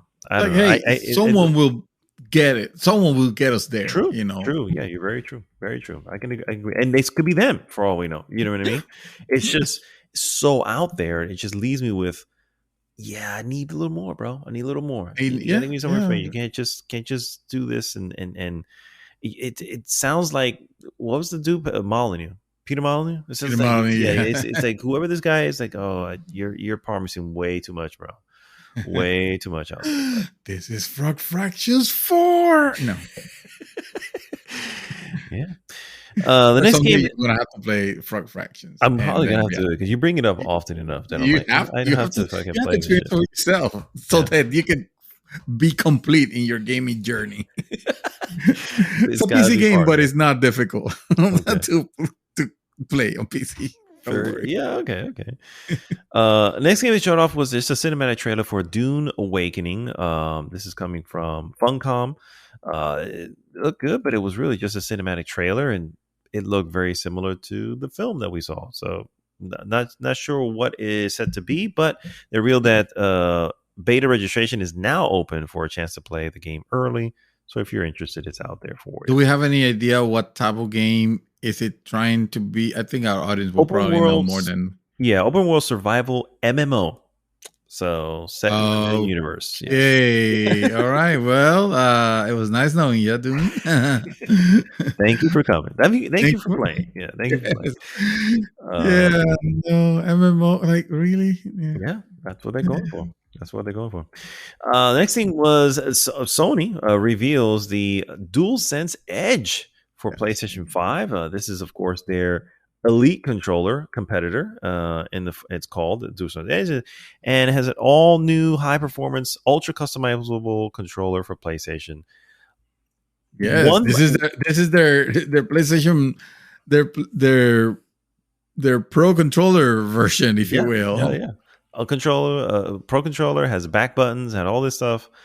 Yeah. My only issue, and this is just going to be my issue. First off, I'm kind of interested in this. I'm not going to lie. I don't know if I'm ever going to pay for it, but just to have a really awesome controller, you know what I mean? Yeah. Just like, because I've always been like, with Xbox has the Elite controller, like, man, it'd be so cool as something like that. So you have its own, not a Nico or whatever the company is. Exactly. And now they do, but then of course they show it off, and it looks like the regular controller. It's like, why did you not go wild with the color, or something? It looks like a regular. You know what I mean? It felt to me like you could have done so much more here, and you just I don't know, just for the visual look of it. Now, a lot of what I hear about it, obviously, it's you got your customizable buttons to anywhere and all that stuff, and it looks pretty. It looks really nice. I would say. Some might argue that. The DualSense in itself, it's already it already has that like crazy panache of crazy like super sleek design. So maybe they just realized they didn't need to do much, and maybe doing a little bit more will be gaudy. Like, no, I think the way it looks, the way it looks, it's kind of what I've envisioned. I agree that they probably didn't have to keep it white, but then what else are they gonna do? The fucking PlayStation 5 is white. It's not. Yeah. It's make it black. Maybe, but then it'll be look too much like the charcoal gray or a gunmetal gray or something. That would be awesome. Something. That's what I'm saying. It's like offer a few alternatives. Yeah, you're right. Exactly. Customize a little bit. Offer a few alternatives. That will be that will be cool. But if nothing, then I think this works. I don't know. There's some customization. Obviously, it's like if you're gonna make one of these controllers, you must have this, like the back buttons, like all, and the design of the thumb pads. They thumb pads. What the fuck am I calling it? What am I trying to say? It's 2 a.m. So I don't know. The thumbsticks, right? The thumbsticks. Yeah. Thank you. Not thumb pad. The thumbsticks. But I'm not sure how I feel about the replaceable. Like, you can change them in the change, because I don't see myself doing that between games. It's either going to be one or the other. But then again, I'm not sure if that's all. You also get to do that on the Xbox Pro controller. Xbox Pro controller, I've been interested on it mainly because I can use it with my PC, but I'm not gonna spend $200 on a gamepad. It's $179.99 if I remember for the other one. Right. There's no. They price it the same as the Pro, basically. Huh? Oh, the Pro. Okay, I got you. Yeah, the Xbox is the same thing. It was like $180 basically, Mm-hmm. Well, yeah, and there's no price listed for this one, and some estimates are going to like 200. And like, I don't know about that. That's a lot, but yeah. yeah. I'll have But to see the quality. I'll have to see the reviews of quality. I mean, if it's definitely something that feels, different and awesome, and I don't have any reason to, not to think that it will, then yeah, I mean, it'll be nice. It'll be really cool, especially for you because that's your main gaming platform, so you can totally correct. justify it. That's what I'm saying. That's like I don't really game anywhere else, and if I could turn in my Switch, I probably would.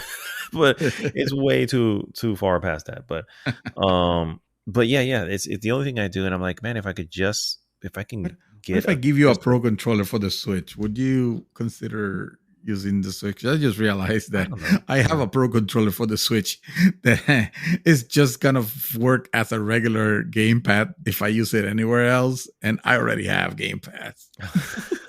Oh, if you need a Switch pro controller, let me know. I can hook you up Okay, with one. it might work. It might work. It might work too. It might push you to play something A on little more, yeah, at least a little more. There's a few games on there that I haven't played yet, so I need to go back to. But Bayonetta. No. I don't know about that one. But next game they showed off some more gameplay of Callisto Protocol. Glenn Scofield was on stage.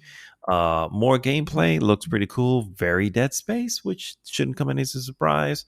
I don't want to see any more of this game. I'm just like, at this point, let it come out, give me some reviews, and I will jump on it as needed. I just hope that this game doesn't become oh god, what's that horrible spiritual successor to the Mega Man games that came out. Oh, I know what you're talking It will about. make I don't you remember cry the like name. an anime fan on prom night. Yeah. I Mighty forgot the Number name. Nine. Mighty Number Nine. There it is. Yeah. I Hopefully hope this it's is not not. that.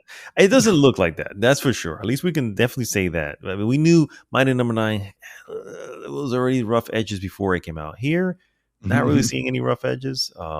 Looks like it's going to deliver the goods. Okay. But we'll see. We'll see. Next game they showed off was the Lords of the Fallen, which gets it was called Lords of the Fallen 2. Now it's the Lords of the Fallen. By developer Wait, they're Headquarters. calling it the same thing? Yeah, the Lords of the Fallen. Yeah, it was Lords of the Fallen 2. Just Lords of the Fallen 2. Now it's the Lords of the Fallen. Oh, so okay, so the first one was Lord of the Fallen, and this one is the Lord of the Fallen. So they just added the. Pretty much. Okay, yeah. I'm blaming for trying. I mean, yeah, originality? No. Yeah, they're targeting a 2023 release date for this Souls-like game, which I don't recall there being a lot of buzz around the first one. I actually own the first one, but I own it because of PlayStation Plus. Never really started it because it's like, no, I'm it's all right. Like a discount Dark Souls, isn't it? Essentially, and that quite literally was probably the consensus. Right, it was like a 6.5. I think it was a Metacritic or something like that. You know, like, got time for that. Exactly. It's like, why would that get a sequel? But hey, whatever. That's happening. 2023. Just in time for a slew of other games that you're probably going to want to play more. So, probably, yeah. One sequel that they did announce, which I am kind of interested in, that is, of course, Moving Out 2. I actually own Moving Out, and this is a crazy little game, very similar to Overcooked, but instead of cooking, you're actually like moving stuff out of a house into a moving truck and getting out. You can do it in co-op, and you can do it's a lot of fun. I should play this with my wife. It was pretty funny. The first one. So this is getting a second one. Or Moving Out. For Moving Out. You play Moving Out. Oh shit. Yeah, I play Moving Out. I own Moving Out. Yeah, I got it on PlayStation, and that's actually a fun one. I can definitely recommend that one. Moving Out 2. It doesn't have a release date as of this posting, but they are working on it. So they showed off a new trailer. Hogwarts Legacy received a new story trailer, and I mean, it gave more it did get delayed, right? It got moved into next year, which I guess we kind of assumed that was going to happen. But I do have to say, I'm still worried about this game. It looks too good and too interesting. It looks like it's really selling something that I don't think it has, especially when I know that WB is behind this shit. You know what I'm saying? Okay, got you. I was lost there for a second. It's like, it's too good. It's like, you're worried about it being maybe like a very small selection, a very small portion. Like, remember when we saw the first time we saw the Avengers game by Marvel's Avengers. Yeah, Marvel's Avengers, and it ended up being something else. And they're being exactly. You know, that's a perfect example. It looks like this is going to be that. Oh, because there's nothing. For the record, nothing is like immediately coming and showing that. It's just just something a feeling there, because it's bro. a WB There's just something game. there. It's WB. This is way too big of a game. Yeah. This is coming to everything, including Switch. And I'm geez. What Switch in this world that exists right now is going to run this shit? I don't understand. That has to be one of those cloud fucking games. It just looks too good. It looks too good to be true for what they're trying to sell. Yeah. And that's my issue. There's just something there. I want it to be good. Yeah, because I'm not gonna say I'm gonna say I'm a Harry Potter fan, because I'm definitely not. But I did enjoy the Harry Potter movies that I saw. And this looks like it could be interesting. It's an open world Harry Potter game. The open world part, maybe not so much, but still, I mean, it's just, I don't know. The fact that it's open world, and then you just look at some of the things they're showing you, and you're like, this is in that open world. Yeah, it looks too good. It looks like it's overselling, bro. It feels like it's overselling. Coming out February 10th. It's sad that we no longer has that excitement whenever we see stuff like that. There's no trust. It's now like a word of caution rather than getting us like pumped up and excited. Exactly. Like, we have fallen for that so many times that we see something like that, we're immediately suspicious of what's wrong with it. I was going to say that's exactly the problem, is that we immediately think wrong of it. Yeah, Anthem got us there. It happened. Yeah, that's what it was. Anthem was the last straw. It broke us with that. It was at one point. It was the Watch Dogs, the first one. Yep. Mm-hmm. Yeah. And it kept on all the games doing the same, and then it just ended with what's the game that I was just mentioning? Dear Lord. Watch Dogs or Anthem? It just ends with Anthem. Yeah, exactly. Which at that point, it's like that was it. We no longer can trust. Yeah, exactly. At that point, trust is all out the window, and that's probably what, I mean. You know what? It's their fault. Cyberpunk. Yeah. Hello. Cyberpunk is another one. And you promised the world and delivered us not so much. Yeah. Speaking of promises that are not delivered, new Tales of the Borderland. This is actually not being done by Telltales. This is actually being headed by Gearbox. So hence the reason where I'm like, okay. Now, it's not going to be episodic, which that's a good thing. There was a time that episodic was interesting, but it just really didn't hold interest as much as they thought it would. But anyway, it's a whole new tale in the Tales of the Borderland, very similar to the first one, which I find to be one of the best Telltale games. But again, that was actually done by Telltale, so I don't know what to expect from this, especially since it's being headed by Gearbox. But it is the new game can be played on October 21st, so it's coming out soon. I see. Yeah, okay, all right. Let's see that. That was right around the corner. And I was surprised that you enjoyed it so much, given your lack of any connection whatsoever with the Borderlands. Lore in general. Yeah, and I agree. There is I didn't play any Borderlands. Right. I think when I finally played Borderlands was more recently, when I was able to play the Handsome Jack collection, and I got that on PlayStation Plus, which is the only reason why I played it, and I didn't even care for it. I was like, that's all right. It's nothing to write home about.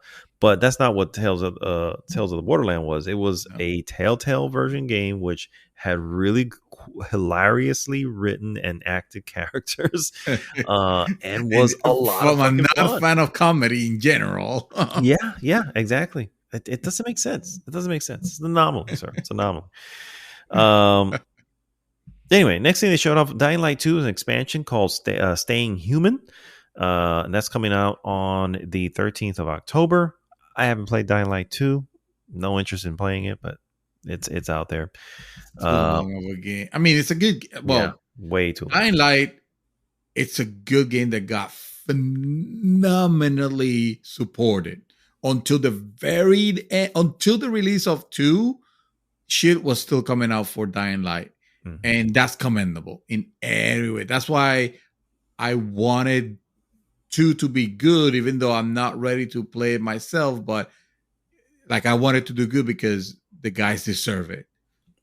That said, I don't know how it did, how much, if it's, if it lost that commitment that the first one had. Like, I don't know anything about the fact that I hear you. But we'll see what the expansion brings. I mean, I saw some of the gameplay. It looks like it's a little bit of I don't know if it's PvP or PvE, but there's something going on in it. But again, I haven't played any of it. And the moment they said they had 500 hours of whatever, I was like, I'm out. Yeah, that's definitely not for me. Yeah, they later on had to like specify. No. Listen, if you can finish this game in 30 hours, if you book it. Yeah, too late. you already tell me the wrong thing. 500 hours. What you thinking? Way too much. My God. Another game they showed off, Sonic Frontiers. Officially gets actually a release date coming out November 8th. Any interest in Sonic Frontiers, sir? I mean, I saw some of the games. It's a 3D Sonic game. I am the furthest thing from a Sonic, especially a 3D fan. Sonic game. I mean, hey, listen, respect for the fans. A 3D Sonic game is 1000% not my cup of tea. I could care less. But it has its fan base. I don't know. It's just there's some games that why like anyway. Yeah, I agree. Not sold at all on that. But hey, for those who are, they have never been good. Also, that's the problem. I know. They've never been. Not one has been good. The only good ones have been the side-scrolling ones, and even I question the goodness of those. But yeah, I agree. Next game was actually coming from Quantic Dream, a new narrative-driven adventure game called Under the Waves. Was announced, and Under the Waves follows Stan, an oil company diver in the 1970s who's exploring the depths of the North Sea. It is expected in 2023. It is, as I mentioned, a Quantic Dream game, but it is not, exclusive to play. So anything, it's coming to all systems. And they didn't really show much off. Again, just a cinematic trailer, which a lot of this was. So not really much to say on that. Goat Simulator 3 showed off some gameplay, which I didn't care about. Yeah, no one cares about Goat Simulator. I think. No, they an unfortunate load amount of people do. I don't know. Okay, it's just one of those meme games to go ahead and stream and like. I think so. Yeah, it's a stream game, and I think a lot of these are stream games. A lot of the games that we're running into nowadays are just like the game that that's going to be a great stream game. Yeah, exactly. Lies of P was shown off, which is a new Souls-like game that takes place in the world of Pinocchio, hence the P. That's who the lies are of. And looks very steampunk, mixed with Bloodborne, mixed with a few other elements, and honestly, this was one of the ones that raised my eyebrows as I was watching it because I assume they're showing gameplay. They didn't say when Yeah, I don't have I a saw release date gameplay. here. What I'm saying, I'm shooting is not like a vertical slice. I mean, like Oh, real gameplay. And if it is, it looks like it's running very well. yeah, So I would yeah, expect that. man. So I would basically, expect you're that because I guiding don't think this Pinocchio. game is coming out for last generation consoles. This Maybe is that could be it. Maybe that could, yeah, that would make more sense. yeah. Yeah. It looks good, although it's I didn't like I heard some media outlets like praising like, oh my god, this game it looks amazing, and I was looking at stuff that kind of look a little flat, and I was like, okay, no, it doesn't look Yeah, some of the bad, but environmental story, like you think of again, we're used to, and I hate to keep bringing up the comparison, but we're used to from Soft and how they deliver stuff, and how when you go into certain areas, every area is chock full of stuff just to look at. yeah, Doesn't seem like this has it. Now, the areas look very beautiful and gothic and stuff like that, but there isn't a lot there other than the environment itself. There's not a lot of environmental storytelling.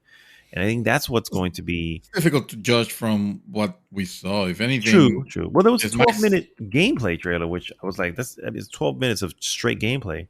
And again, it saw some of the fights, some of the enemy.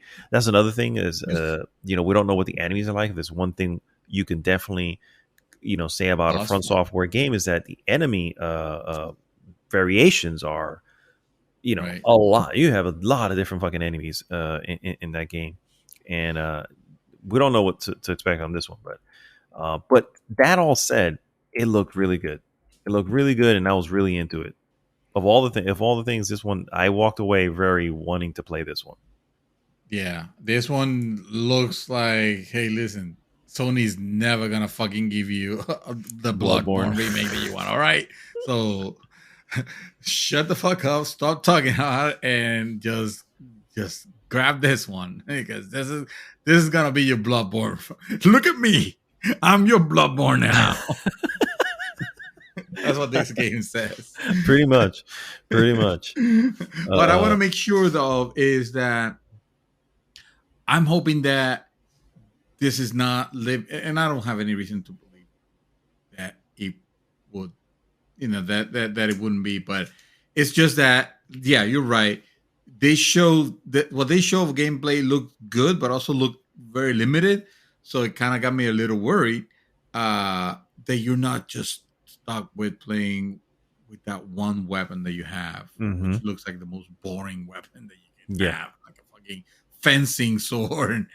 It's not, like I don't want to be stabby like that, because that's all he's doing, and that's my concern. It looks like, if you're telling me, oh, this is, we're just showing you gameplay, but this game is, I don't know, a year down, 2 years away, then I'll be like, oh, okay, then I have nothing to worry about because so far this looks awesome. If you tell me this game is bound to be released sometime this year, then I'm already. Then we've seen pretty much everything we need to see. Yes. Yeah. And I mean, I get it that it's kind of cool that they're doing that. Oh, yeah, this has to do with the this is based on the Pinocchio, whatever. Like I don't care. I find that fascinating. I find it because this looks like it's, like how you were saying about Snow White and the Huntsman. It's like, ooh, a different take the right. old tale. It's like this looks like they can be pulling that off. But yeah, you're right. You never know. You need to show me you need to show me the gameplay, and also the world itself. So far, everything that I've seen looks a little too flat. And I mean, flat in the sense of the texture work. Like it doesn't, like I have no reason to think this wouldn't run on a PlayStation 4 in its current set. It looks very simple. Maybe not simple polygon. I agree, 100%. I don't know. But we'll see. I'm still optimistic on that one for sure.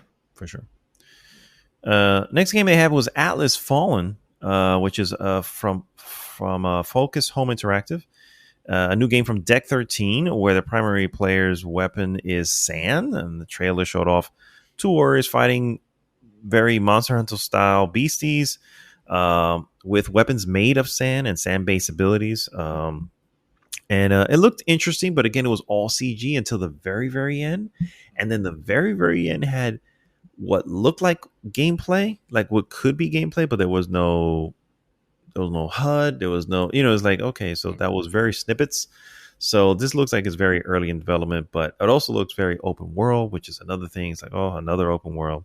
But it did raise my eyebrow, which is why I shared it onto the group, because I was like, oh, this looks like if that the way it looked at the end had that very Forspoken, beautiful looking gameplay. I was like, oh, well, that could be good. That could be good.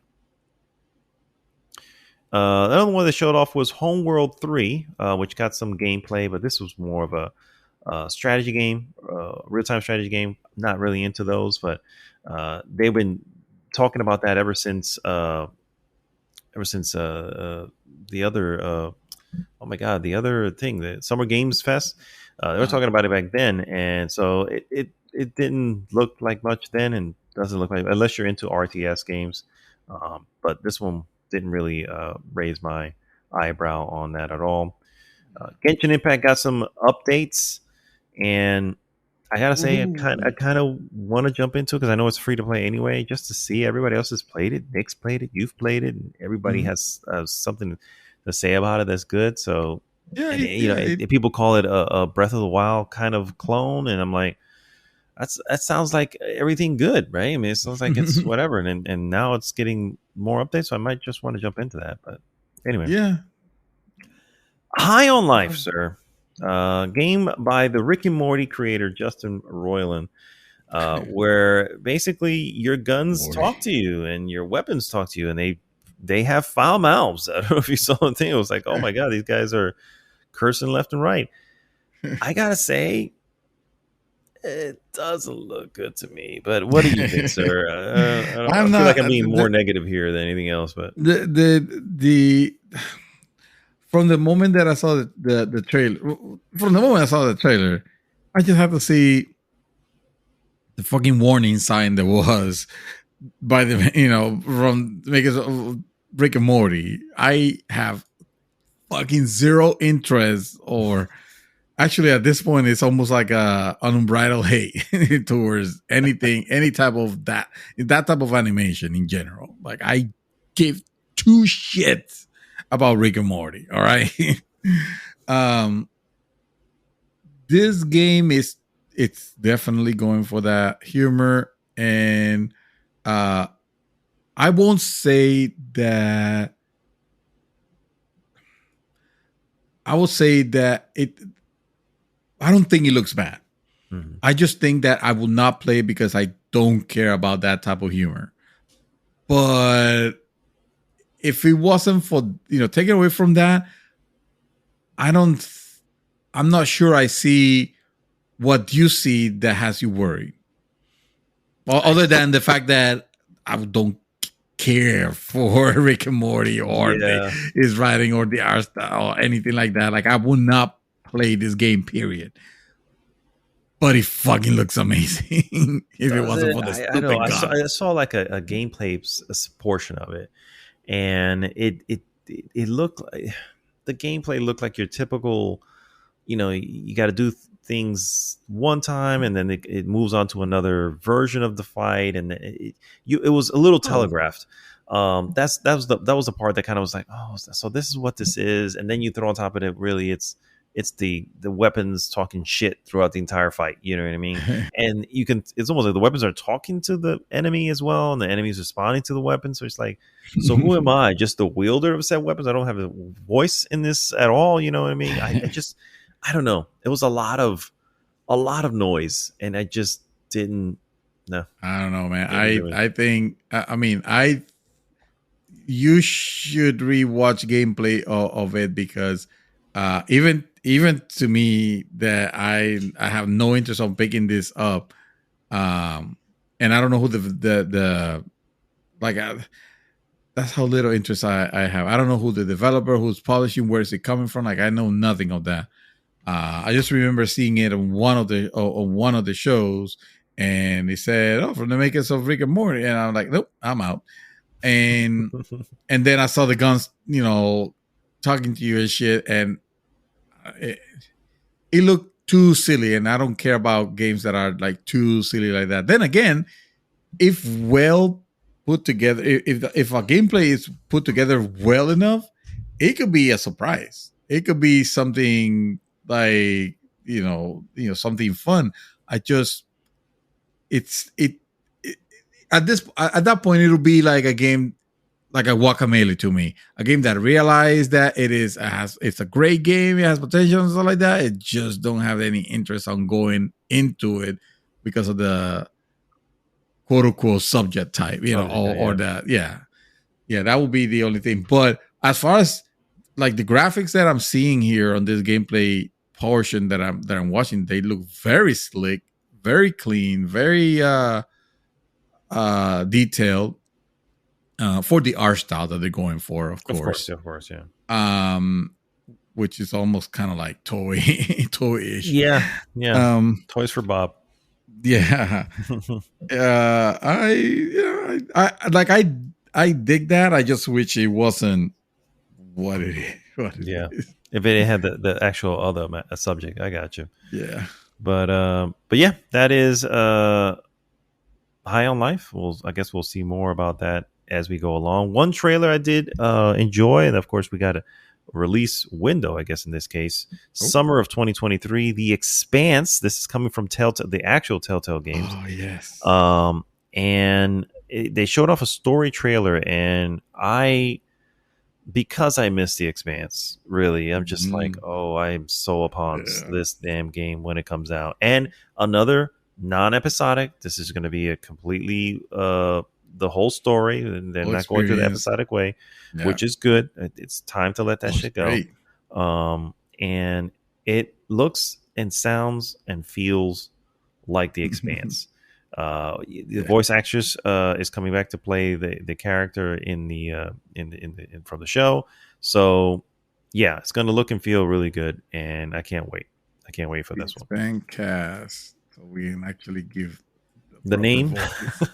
Yes, because he has such a good. I mean, it has such a great cast put together of people that mostly haven't seen in anything else. Mm-hmm. But that show was Kamina. I think is her name. Kamina is the character. Yeah.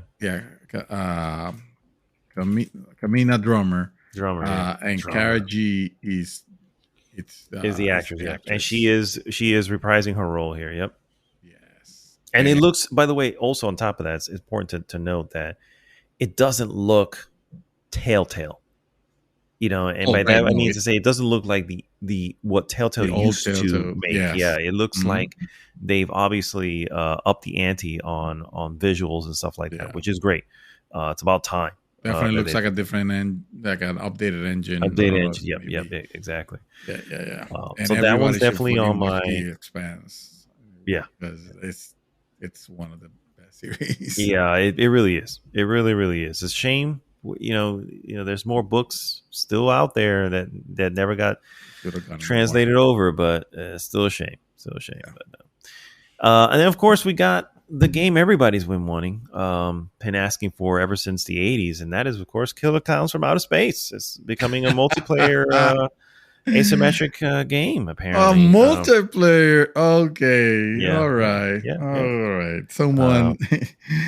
Someone's smoking something is what is going on here. Yeah, it is a 3 versus 7 title. Okay.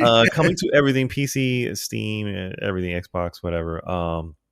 It's one of those, obviously, what is it? Not isometric, multiplayer, whatever they call it. Basically, when you have a certain group versus, yeah. And, but graphically, I have to say, if you look at the gameplay, they didn't skimp on this. This does look like those, like clearly like those ugly ass clowns from Killer Clowns. But again, who asked for it? I don't know. But apparently this world needs it. Somebody felt like this world needs it. So it's it's a game that it's obviously playing on nostalgia, and they have already shown that games of this type has done well, like we have a asymmetric Friday the 13th game, or was it a Friday the 13th? Right? Yep. Not to mention Evil Dead. Very Evil recent. Dead, exactly. That's another one that I don't know. They're trying to make it work. But we'll see. Killer Clowns from Outer Space. I don't know if it was. It was meant to be the one to push it through. I don't know. Sure, let's see. I mean, I'm not interested, but I'm okay with it coming out. I guess. I'm okay with it existing. Yeah, sure. Why not? Space, yeah. At this point, yeah. Fair enough. Gotham Knights. We got a brand new look, Gotham Knights, and it showed off Harley Quinn and Clayface as major villains. But also the game will be released early, coming October 21st. I think it was originally meant to come out October 25th. So it's coming out a little earlier. Where's your temperature on this one, sir? That one's right around the corner, and we always keep saying, both of us are not that high on the God of War. We're going to buy God of War when it comes out, but we're not like dying for it to come out. No. And then there's this one, which I completely forget. I'm like, didn't that already come out? why are we still waiting for this? You're confusing it with Guardians of the Galaxy again. Of course. How scary is it? Which was a surprise hit or a surprise game. It was not a hit because fucking gamers. Yeah. But it should have been, because that game was phenomenal.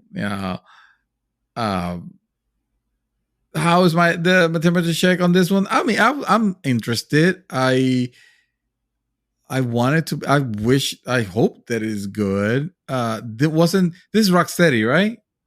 No, this is not Rocksteady. Rocksteady is doing the Kill the Justice League. Kill the Justice League. I'm getting confused. Yeah, that's what it was. Yeah, this is WB Montreal, makers of the Batman Arkham Origins. Yeah. Yeah, the bad Batman one. Yeah, then never mind. I take it back. This is horseshit. I'm not gonna. No, sorry, didn't mean to do that. I'm ready to be surprised. Hey, I appreciate the fact that that they're not trying. Fucking Harley Quinn was a villain, all right, and she looks cool here. I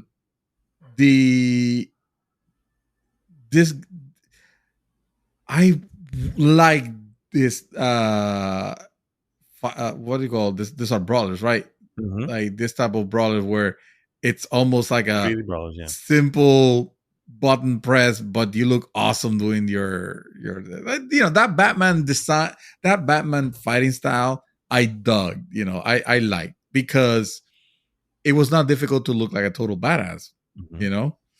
It wasn't. Oh, I need to fucking memorize game, movements a la Street Fighter to be able to not look like a fucking asshole. This one was, hey, yes. Yeah, streamlined. The game will tell you when to press the button, look cool doing shit. Yeah, I'm down for that. I'm okay with that. I want this game to surprise and be good. But you're telling me that this is WB Montreal, and that's not giving me a lot of hope. Yeah, it's not. Unfortunately, it's not for it. But we'll see. It looks like a total 6 right now, if I had to guess. A 7. Maybe. I mean, it looks good, but then again, who knows? Yeah, who knows? It is again W Montreal. Hideo Kojima came there to say that he's working on something, but didn't really say what it was. Instead, he was there pimping his podcast called Brain Structure, which will release his first episode on September 8th. Sorry, Kojima. We already have one of those. It's called GG's, a Mouthful Podcast. Thank you. And you're not taking any of our audience, sir. I will have you know. We already have a contract with the three of them. With Spotify and exactly. You're not taking anybody. Dead Island 2, sir. This one here is best trailer. Huh? The best trailer ever. Because remember, Dead Island did a really good fucking trailer the first time. And first one, yeah. I mean, it's still one of the best trailers of all time. Oh, for sure, for sure. But it is also one of the most like lies of what you got in the end. Catfish trailer, if there has ever been one. Like that. Yes, and it that was a 6.5 game as well. That was supposed to be remade by someone at Techland Studios. Then it got pulled and went out to somebody else. I think it's Sumo Digital. They stopped working on it. Now it's on with somebody else who did I don't know, some other game that didn't really do very well. And this feels like disaster waiting to happen. And yet it's happening. It's zombies. I mean, are we still? Is zombies still cool? I feel like we've passed the whole zombie portion of life. Yeah, gaming. We've done zombies enough already. Exactly. I feel like we're done with that. But no, they're not done with it. We're still having this apparently. So I don't know, sir. It looks like it's a cheesy, just based on the trailer. Looks like it's going to be a very cheesy when it comes to narrative and stuff like that. But what narrative do you really need just to have zombies to kill, right? Give me the narrative that you intended with the trailer of the first one, and then we'll be talking. But no, yeah. And by the way, this place in LA, Los Angeles, which is obviously a well-known island that I've never heard of. But yeah, there's something that I don't think they thought through. But hey, whatever. I mean, it's California, so it's like like an island in its state of mind. Yeah. So they feel. But those are the games that the ones that we know of that they announced there. And what do you think, sir? Gamescom kind of feeling like E3, kind of like, hey, thank God we have something. I mean, I'm glad that it happened. I not particularly like. It was definitely lagging on announcements. Maybe they're not ready for it. I feel like Gamescom has,